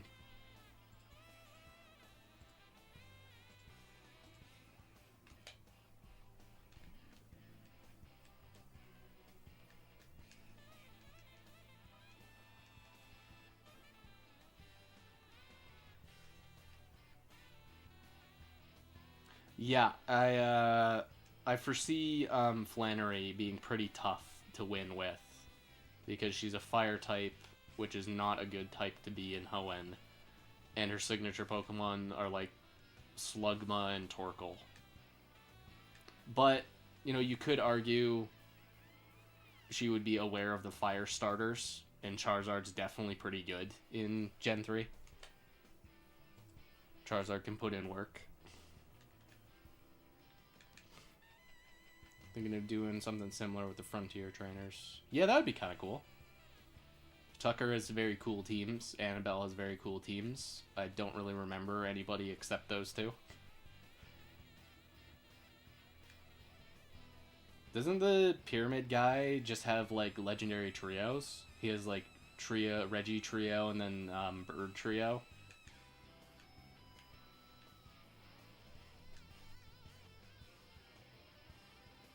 True. If you could get a quick sun, that could help you out. Yes, the attack raise on Pursuit. Metagross is so strong.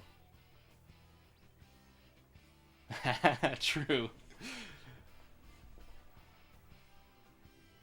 Oh, nice one.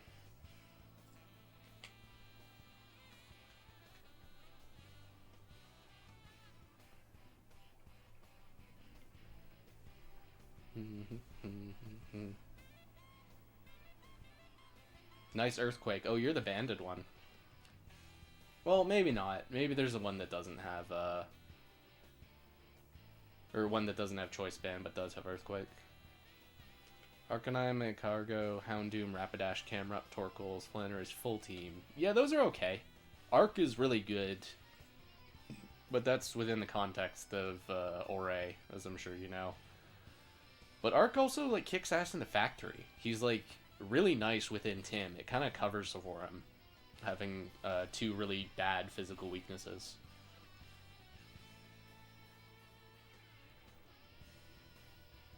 There's tech that beats Starmie, at least in Dome, wanting to be used that.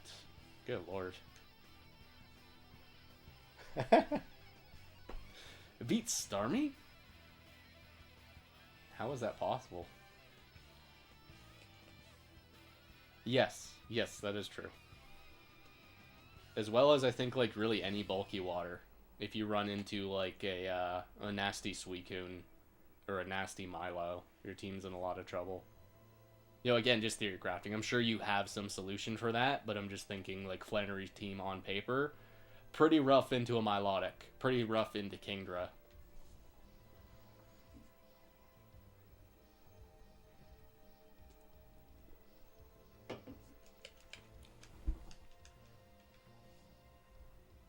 Pataya, Solar Beam. Damn.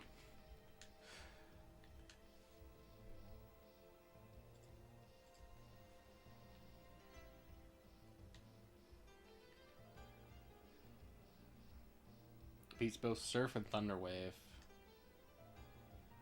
Oh, yeah, because you could outspeed.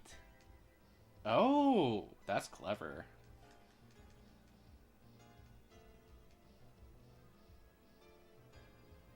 Yeah, I quite like Rapidash. I would love to have a shiny one. I like that it's so different from Ponyta as well. Ponyta and Rapidash both have killer shinies.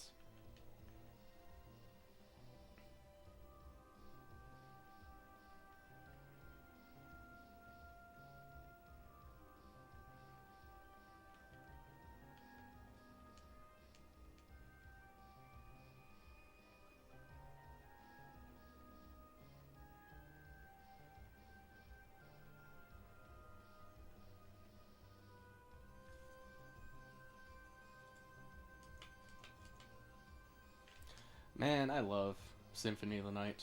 It's been quite a while since I played that game. But just hearing the music again, I can, like, visualize the levels in my head. And, you know, it's a super classic for a reason.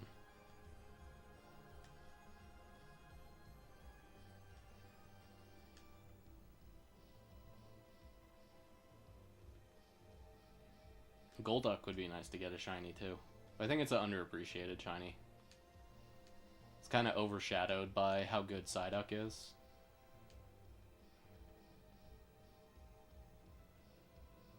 What do you got? Pataya? Or a lychee? Even worse.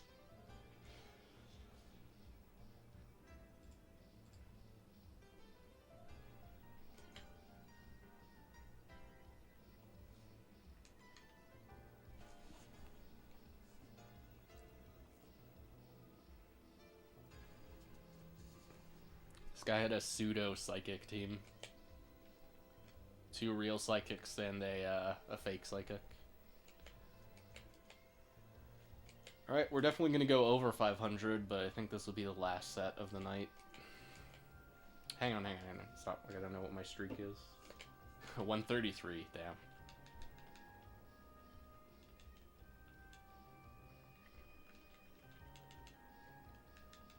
This guy's just desperately looking like he wants to just give me the trophy and so I can leave, but I'm just busy killing everybody I encounter.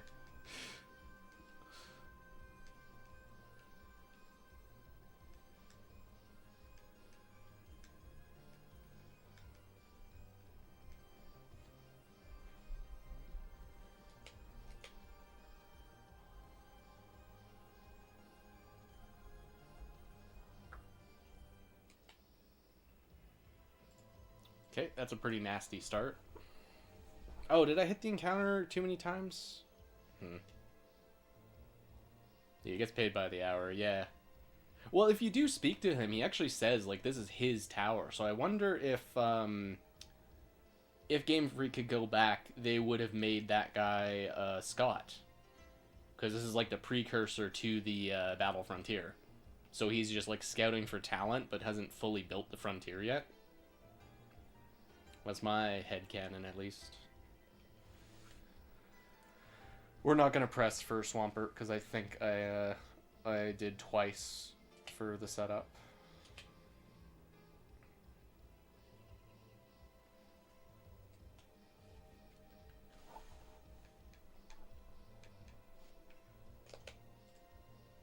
Okay, who do we got? Yeah, Heracross kind of sucks. He has really good special defense, so he often lives a Thunderbolt. That one really lived a Thunderbolt. Good lord. He's got to be, like, sassy or something crazy.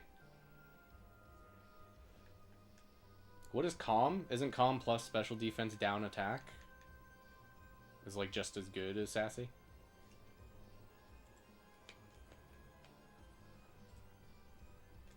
Or not just, you know what I mean. It's like, it's the same benefit. You would not want to have a calm Heracross.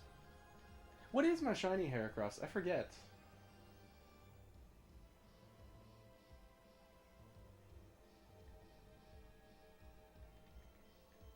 Yeah, that's calm. I had a feeling.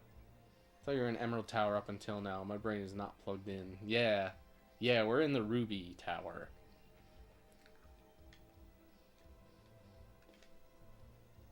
Oh, of course it's you. See, this is awkward because I have to switch twice. So I think the value is we switch Zapdos, eat a Confuse Ray or Toxic, and then set up Light Screen and roar out Shed. Or Shed just immediately hits me with a Shadow Ball. Yeah, let's roar him out. Go away. Hopefully we can KO something in the back.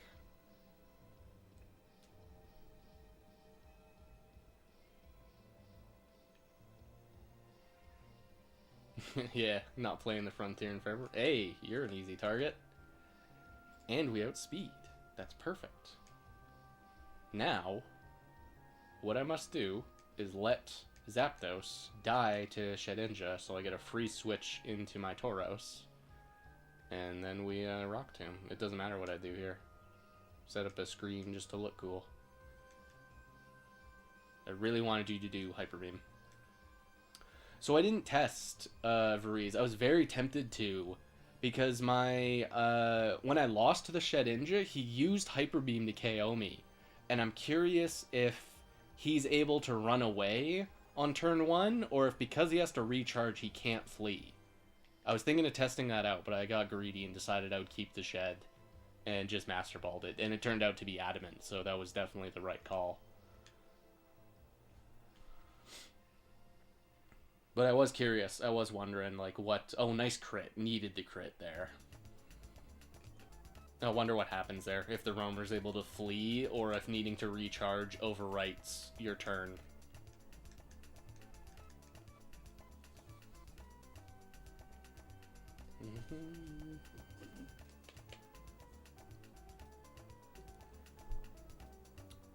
Yeah, I wonder too. We may have to do more research. If ever the scenario comes up again, I'm definitely not keeping the Shedinja. I don't really need another one that's, like, what other nature would I want? I guess plus speed? Hasty would be nice. That's kind of the funny thing about Shed, is, like, half the natures are just worthless to him, but the other half are, like, literally perfect. Yeah, true. Loafing... Because loafing's weird. Loafing, you're allowed to use items and switch. But obviously the AI isn't going to do that. The AI isn't going to use items or switch. Oh my god, this Crobat's gaming on me.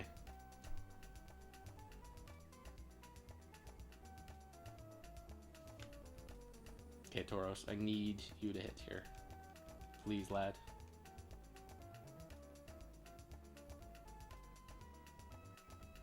What a patriot. Just the best. Yeah, that was tech I learned in one of my... Oh, he lived. Yeah, it's over. That you can use a X item, or you can just heal slacking on his off turn, which feels so broken. That feels so cheesy. Yep. Rest in peace, Tauros.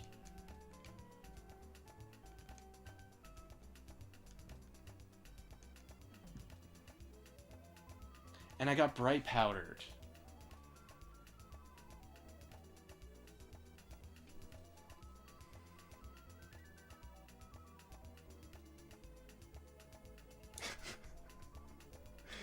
This Crobat is all that is preventing me from getting to a 500.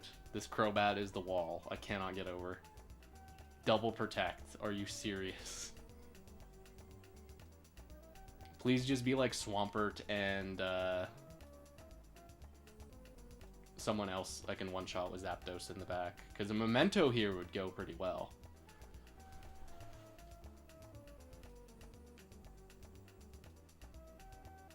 True. Very true. But it just feels so awesome on the off turn to just X attack your slacking. Dude, stop this. Okay, we're gonna Memento this turn. This is our last turn we can get any value. We're gonna Memento.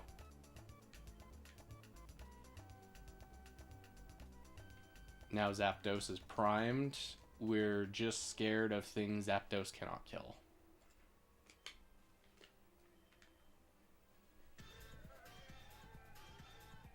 Regice in the back here would be a nightmare.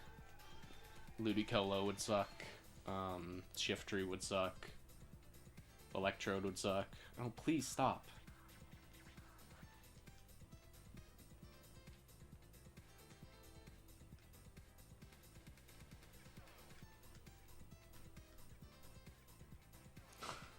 Oh, this one's banded. Wait a minute. This one's banded. I'm an idiot. Why did I not think of that? Yeah, this one's banded.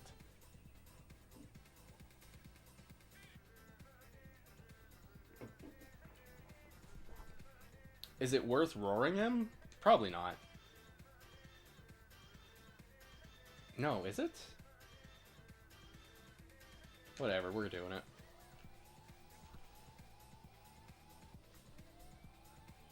Just to check another Pokemon. Alright. Gardevoir could pull a cheeky Salak Destiny Bond. It is not, unfortunately. The bug does not work in the Emerald Tower. Like I was mentioning earlier, it's something weird about how the fight doesn't resolve properly in the Ruby Tower. There's no, like, lose quote from the, win quote from the opponent. The fight just kind of ends, and if you encounter the Latios, the game just sends out the Battle Tower guy. Okay, please do not crit. Alright, we did it, lads. We got out of the scariest fight I've ever had. It would be cool if you could do it in Emerald, though, because there's a huge roster of Pokemon to steal.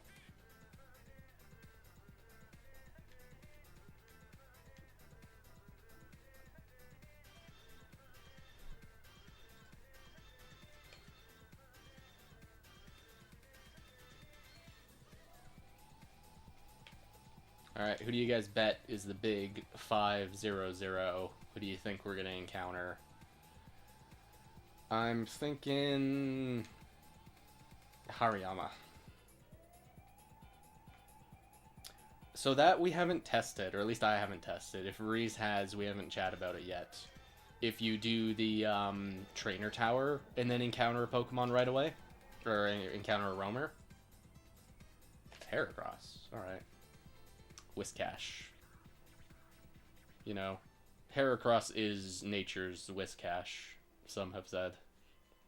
Oh, that reversal's huge. And a crit on top of it. Damn. So, good news is that you didn't pop a Salak. Oh, wait a minute. Stop that. Okay, okay. We're good.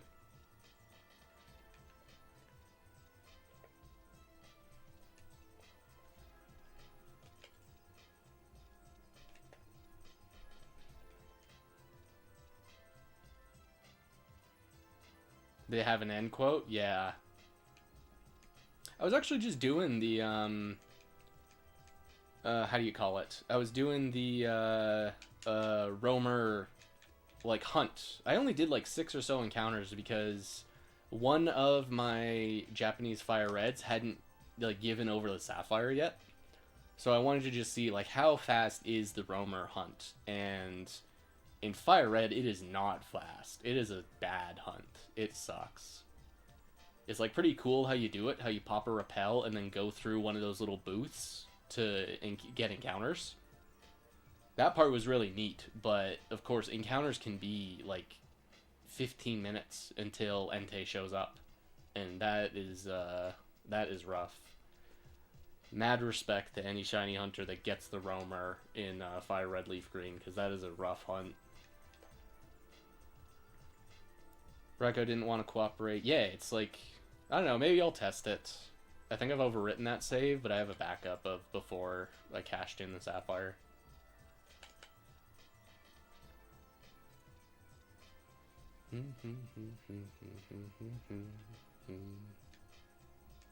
Nice crit. Tauros is kicking ass again.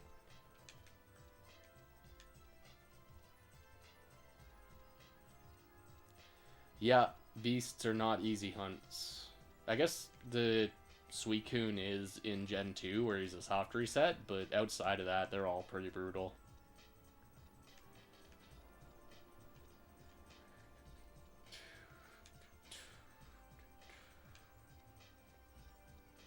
We will Earthquake here.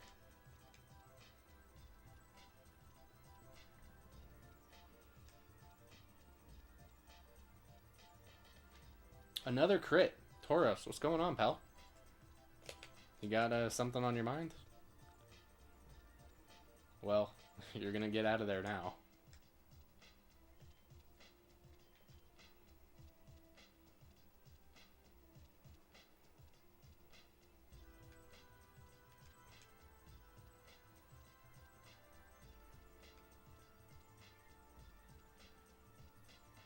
Oh, lives on 1.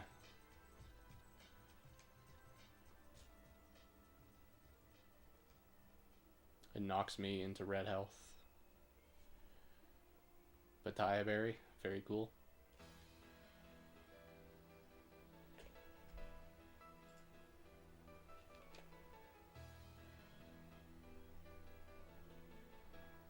Latios. But I outspeed, so you are not worth hunting.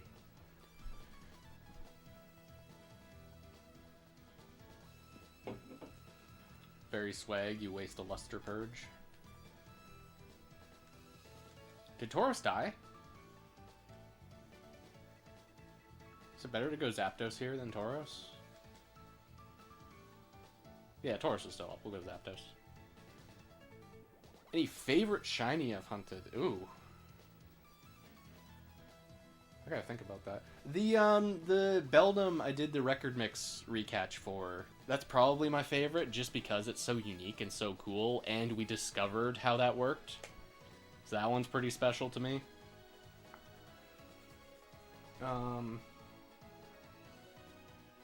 Shoot, I gotta think about that. Hang on, you know what, Alpha Booza, just for you, lad. When I'm done this, I'll load up my emeralds, and I can just show you my save file, show you all the cool Pokemon I have, just as a fun little tour. Oh, look who showed up. Look who it is.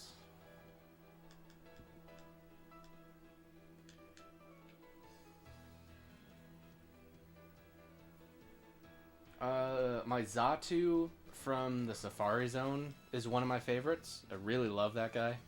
Not only was it a rare low percent, but I love the fact that I can use teleport and fly out in the fields. That's just so awesome to me.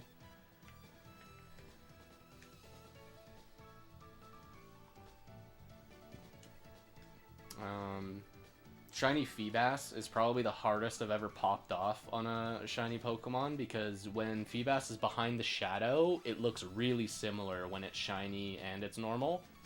And I literally got what I wanted. I got female, and I got a neutral nature, so nothing got hindered. So I was super satisfied with the Feebas.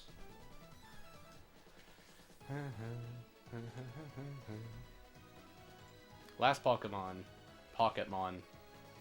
That's like a very Japanese way to say it. Pocketmon. And Kingdra ends the stream. Nice Dragon Breath. Do you get your thing? No. Give you the slightest hint. Dopamine. Turn 1 Endure into turn 2 Reversal. The AI is the gamer. I don't know what to tell you. That's like a real tech. What you do is you Dug Trap Tar, and then you switch in a Weather Clear. That's just classic. That's what you do.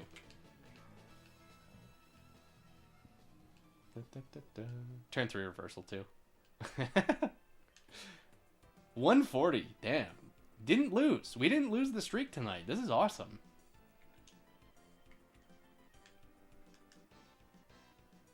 Pretty sick looking trainer ID. Man, what an awesome looking like 10 hours to beat the game and 140 consecutive wins. That's pretty nice. I might have to, I don't know, is it cheating if we flash this as my save and then use this for future streaks? I don't know, I guess it doesn't matter. As long as we're past 49. Get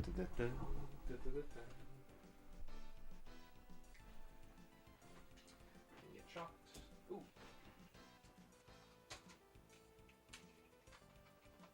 Gonna have just a touch of anticipation.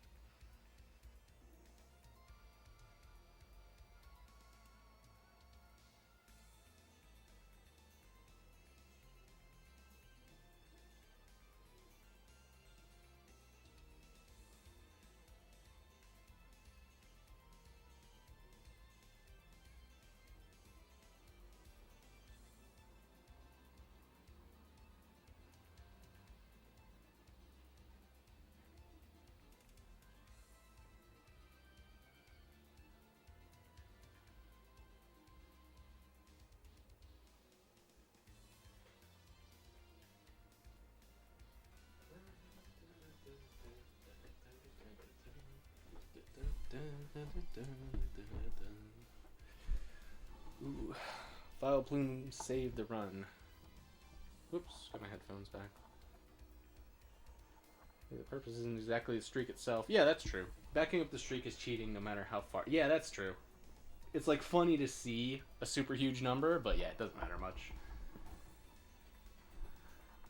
Alright, we are gaming.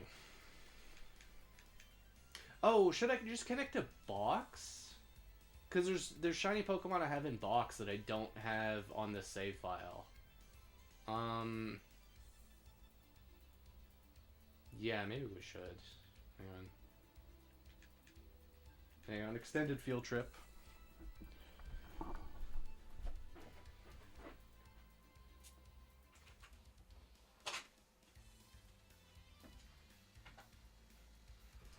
I guess we'll be missing the cool animations from Emerald, but, you know, you guys have seen them before. You know what Emerald looks like. I hope, at least.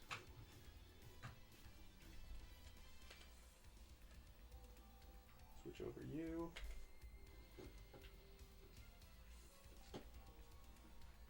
Is that the JP box you're running? So I have a legit JP box, but I typically use this, this ROM hack of box that lets you connect all regions, so I can just quickly move Pokemon around easier. But I do have a legit Japanese box, and I would like to move my full living dex to it at some point.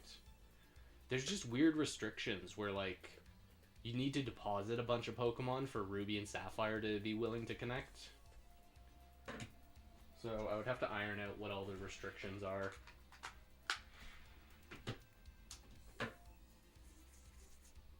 But this hack is kick-ass. This is so nice.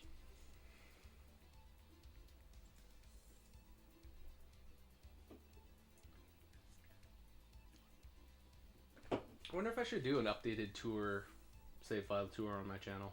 Because I did an old one. It was my first video, I think. Or second video. And that was like 9 months ago. Quite a while ago. Here's the, all the RNG clones. None of these Pokemon count. These are all RNG clones, except you. You two are real. That's funny. We started in the RNG clone box. So here you can see we got like most of a living dex. We got basically everybody you can hope for. We're missing, you know, a couple. It's 100 unique species caught in order to transfer. Yeah. So I think one workaround would be to like put these 100 in Ruby and then deposit them, and then Ruby would be accepted, and then take them out and then put them, connect back to the hack of box, put that in Sapphire, go back to Japanese one, you know what I mean, and just do it on each file, so then everyone always gains access. But that's like a chore. That's like a lot of work. Oh yeah, we got the unknown decks. I've got 4 of them shiny? I think I promised Veriz that I would get Z, but I haven't gone back for Z yet. Sorry, lad. But yeah, we got a couple of them shiny. It's just those 4. And we even got these, the goofy guys. Yeah, it's 1, 2, 3, and then N. Yeah, 4. So we got 4 of them. So I keep the shiny Pokemon in this box. We got these 2 guys, which I really love. This was going for a wild Swellow. This is a wild Swellow you can get in Ruby and Sapphire. I don't remember what route it is. Like 113. It's the route near the other entrance to Meteor Falls where you come out. No, I just hunted those guys. I just hunted them for fun. There was an event called Unknown Week or something, and the gimmick was if you get, say, an unknown eye, you then need to go and hunt a Pokemon that's name begins with an I. And as soon as I say that, I can't think of a single I Pokemon. Ivysaur. So that was sort of the gimmick of that. But it turns out, and we're also supposed to complete the alphabet. We're supposed to get all 28. The trick was 4098 games were also legal. So the whole event was like immediately anyone doing 81.92 was at a huge handicap. So the guys doing 1 in 40.98 were just killing it. What is Mantine? Dude, what do you think Mantine is? He's Swift. He's the worst ability. He has like 50 IVs. This Mantine is legendarily bad. Pretty awesome. But yeah, this is a Poverty Shiny. This is from an egg event thing that has boosted odds, so that guy doesn't count. And there's also a Zigzagoon that doesn't count. Yeah, you. This one was just given away in some like kiosk to fix the berry glitch or something. Very weird, you know. I don't really count these as ones that I've hunted, the Pichu and the Zigzagoon, but I don't have the heart to release them either. Yeah, I know, isn't it a nice one? Mantine's a great shiny. You know, we got bats. Everyone's got bats. We got some Safari fellas. Onyx looks really damn good. Altarias and Lunatone are both pretty good. But then here's what I actually keep on the Emerald file is this box. Yeah, the berry. Yeah, exactly. Yeah, with the one with the lychee berry. I just flashed the ROM to this the Wii just to do it once because it's cool. And yeah, it's the free Zigzagoon that's shiny. So we got both Latios. Very fun. I really liked the Latios hunt. This one was really cool. Getting it in a netball was it was a pretty fun hunt, and it's quiet, which is not a terrible nature. It's not the best, but it's a good nature for a Latios. Then we get Kyogre, my beloved. Rain Dance Mantine, a Thunder user. Damn. I don't know. When did I start like seriously shiny hunting?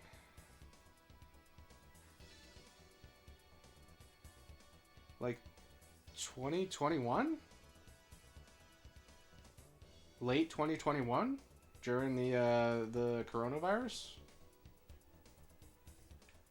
Yeah, I love this Kyogre. Yeah, the Latios are both really good. The Kyogre is so nice. I gave this guy a fair chance. You see it's in a Master Ball? He blew through like a stack of Premier Balls. And I said, you know what? Fine. You want to be in a Master Ball so bad? Get him. We got the triplets. We got the 3 Gengars. So all of these Gengars, and these guys, all of these were phases for this for Misdreavus here. Misdreavus is like at 20%, and Ghastly and Haunter are a combined 50% in Lost Cave. So I phased a hell of a lot of times getting the Misdreavus. Oh yeah, we got yeah, you're the Premier Ball. 23 ribbons. He's most of the way there. I just need to get the battle ribbons. This guy having awesome IVs is really good. There's also Snorlax who has less awesome IVs. Still a nice nature. Naughty's not a bad nature for a Lax. But he has like a 4 in attack or some crap. He has like a really low attack stat. Was it Misdreavus all in all? Yeah, I can search that up for you pretty quick. Yeah, 1990X. Yeah, you can tell I love old anime and old games.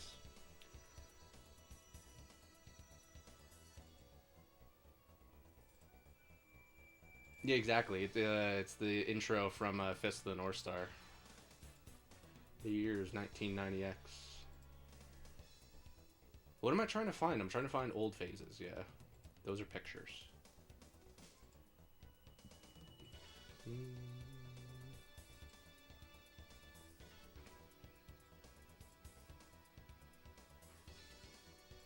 Why am I unable to find Misdreavus? Where are you hiding? You're probably in here.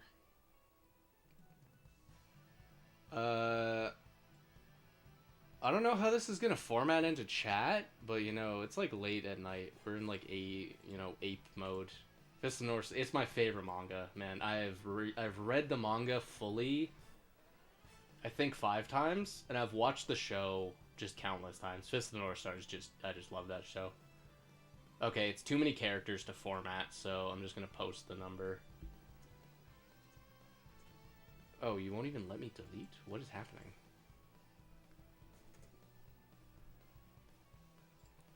So Misdreavus was 11 phases, but here's the kicker. Wait a minute. Undo that. It was just a touch over 60k. So 60k sounds like a lot, but most of these phases were damn fast. Isn't there a way to do this? Isn't there a way to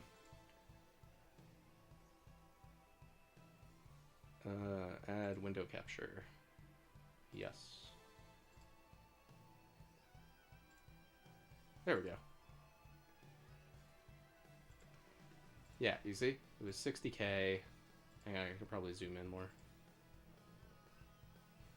It's like moving the other... Stop. It's like moving the other counter. See, it was damn good. It was a super fast hunt. Like, barely ever over odds. Really fun. Really enjoyed this one.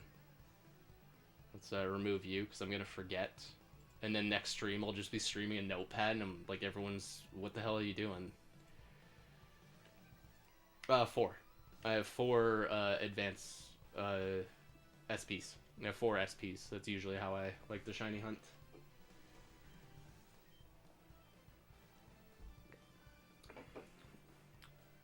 So this one kind of requires an explanation. So with a Game Boy Advance flash cart, there is a ROM someone made that it gives you the event distribution for Altering Cave.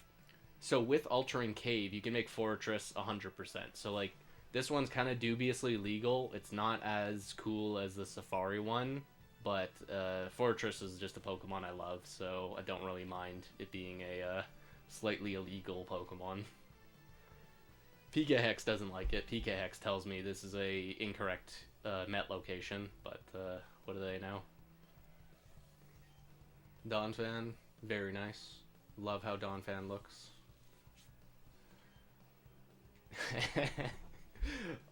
Classic Arbok. Awesome shiny, but man does Arbok suck. He's so weak. 68 defense.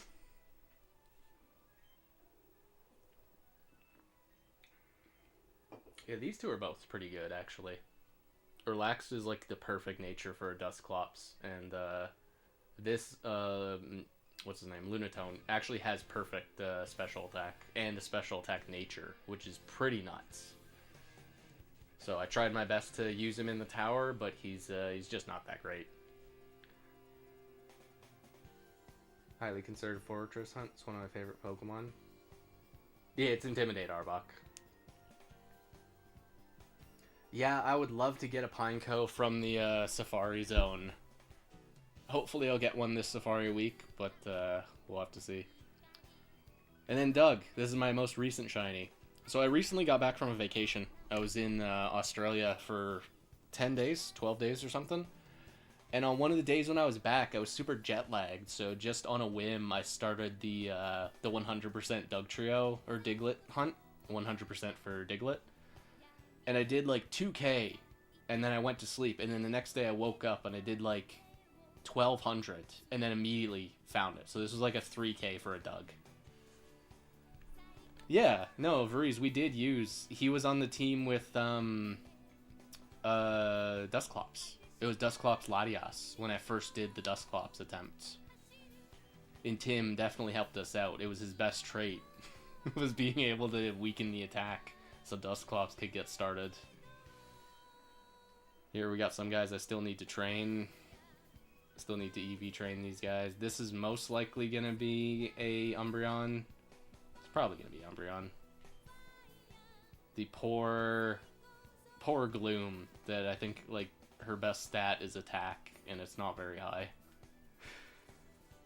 It's a great shiny, though. I do love the shiny Gloom.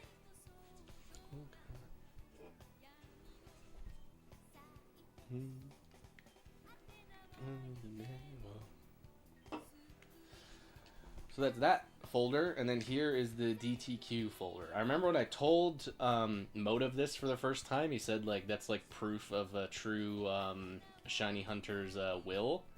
Is that when I started shiny hunting, my goal was, I want to make, like, a DTQ team for Fire Red, but I didn't understand DTQ means, like, single system, one file. So I was doing multiple systems, and I, like, got the team ready, and I still haven't even done the playthrough yet. 2 special attack Vileplume, so it still can do something. Yeah, it's true. No, I'm not writing this Gloom off. We're gonna attempt something with him, but I'm setting my expectations low. I didn't know this until recently. Gloom and Poliwhirl had the same character designer. In fact, for the entire for Oddish and Poliwag, you know, the trio.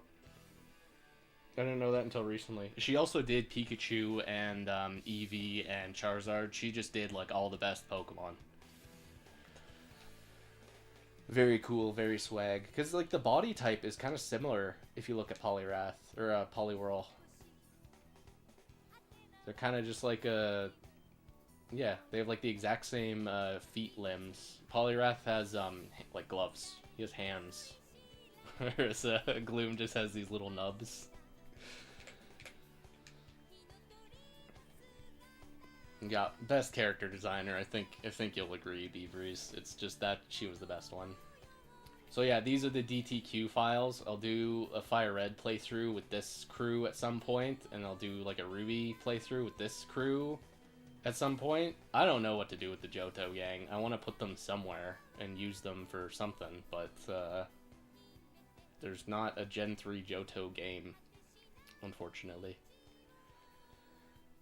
Still cool. They might be, you know what would be cool? It might be do like a post game for Fire Red. That might be cool to include some of these guys. I also thought like maybe a trio. You take a trio through Ruby and then a trio through Leaf Green or something. So it needs some gloves too. That's true. Vileplume doesn't have. Yeah, Vileplume still got the little nubs, right? Yeah.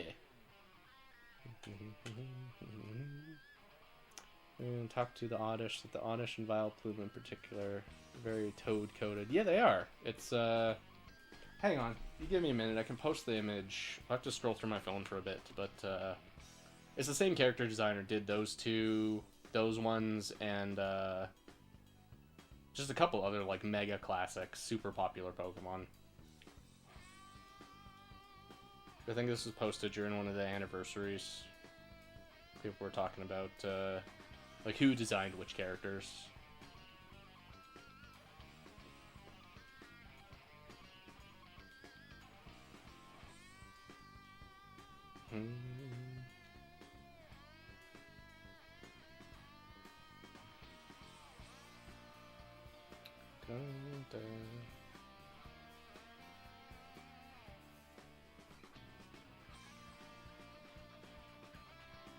Damn, this was a while ago.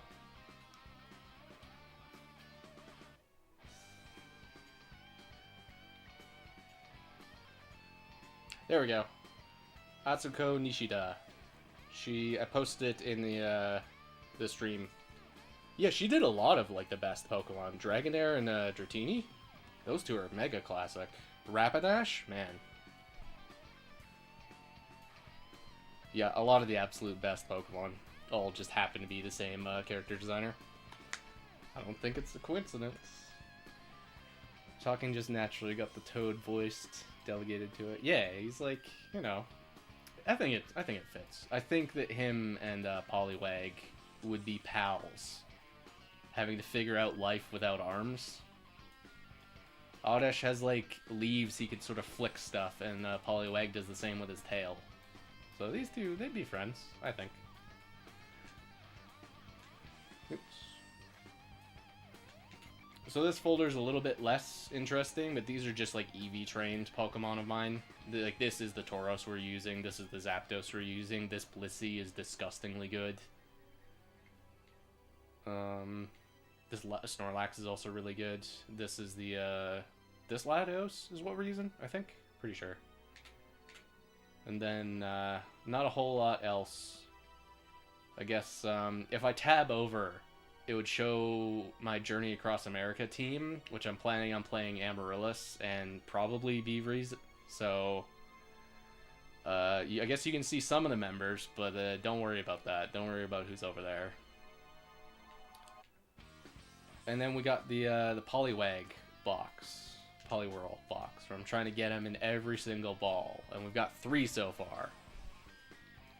Right now I'm working on Master Ball, but yeah, we've got these 3. And of course we have the Safari phases. I've been getting dunked on in the Safari zone, Alpha Booza. I'm on like phase 5, and almost every Goldeen has just run away from me. I've only caught 2. Most Goldeens have just taken off, so I'm having pretty bad luck in the Safari zone, but I'm definitely not giving up. I'm just on a kind of indefinite hiatus on Safari. Yeah, Ball Hunt. Trying to do it in every single one. And I lucked out super hard, too. This one has really good attack and HP, and then this one has perfect special attack and, like, really good in both defenses. So this one's like an awesome Politoed candidate, and then this one's an awesome Poliwhirl or Poliwrath candidate. Very cool how 2 of the first ones ended up being really strong. And here we got my Dittos. I'm a terrible breeder. I literally just like remember the nature, and I don't even have all the natures. I don't have a Hasty. But I also have a couple of the neutral ones, just in case. Just in case I need to breed a docile Pokemon. We got it covered. Oh, goodness. This is for the sketch glitch. These are Pokemon that have weird movesets. You see it's like a blank... Oh no, these are the ones with it, and then the top layer is like all sketch. Due to that, there's a glitch in the Battle Pike you can do to give your Pokemon nothing but sketch, so you can teach caught Pokemon egg moves and all that. And these are the ones that have sketch, and then these are all guys that just have a move I want to sketch at some point. That's what these guys they're here for. There's part of an ADV team. I don't know where Mag and Metagross are. No, they're somewhere else. And then this is a, my Emerald happens to have an early shiny frame. So one day I did a stream just catching as many Pokemon on the early frame as I can. I definitely don't really, like, these to me don't count as different shinies, despite how many there are. Because they're all just RNG clones. They're all bashful male with the ability 1 or whatever. Yeah, it's a cool glitch. I'm struggling to do it with my Shedinja, because I want to teach him Silverwind, but I stole him from the Battle Tower, so he doesn't have Silverwind. I think that about wraps it up. These are Pokemon I want to raise at some point, or they have, like, worthwhile EVs, and then these are just egg moves. Dun, dun, dun.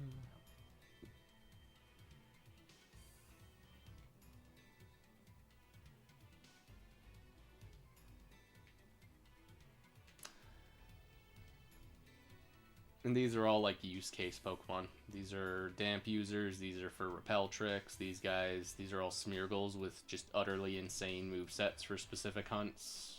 Sunny Day, that was for Kyogre. This was for Skypillar.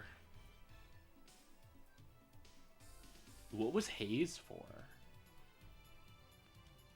Haze, Barrier, Trick, Spore. What on earth was this one for? I don't remember. I mean, look, Baton Pass, that's classic. And another one. Well, I think that that about does it. Oops, let me tab over my thing.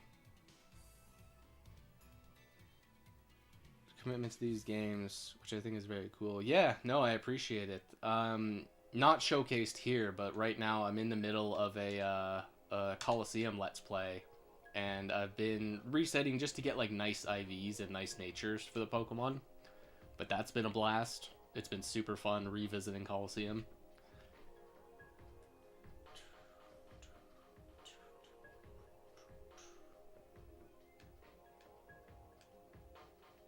There we we go.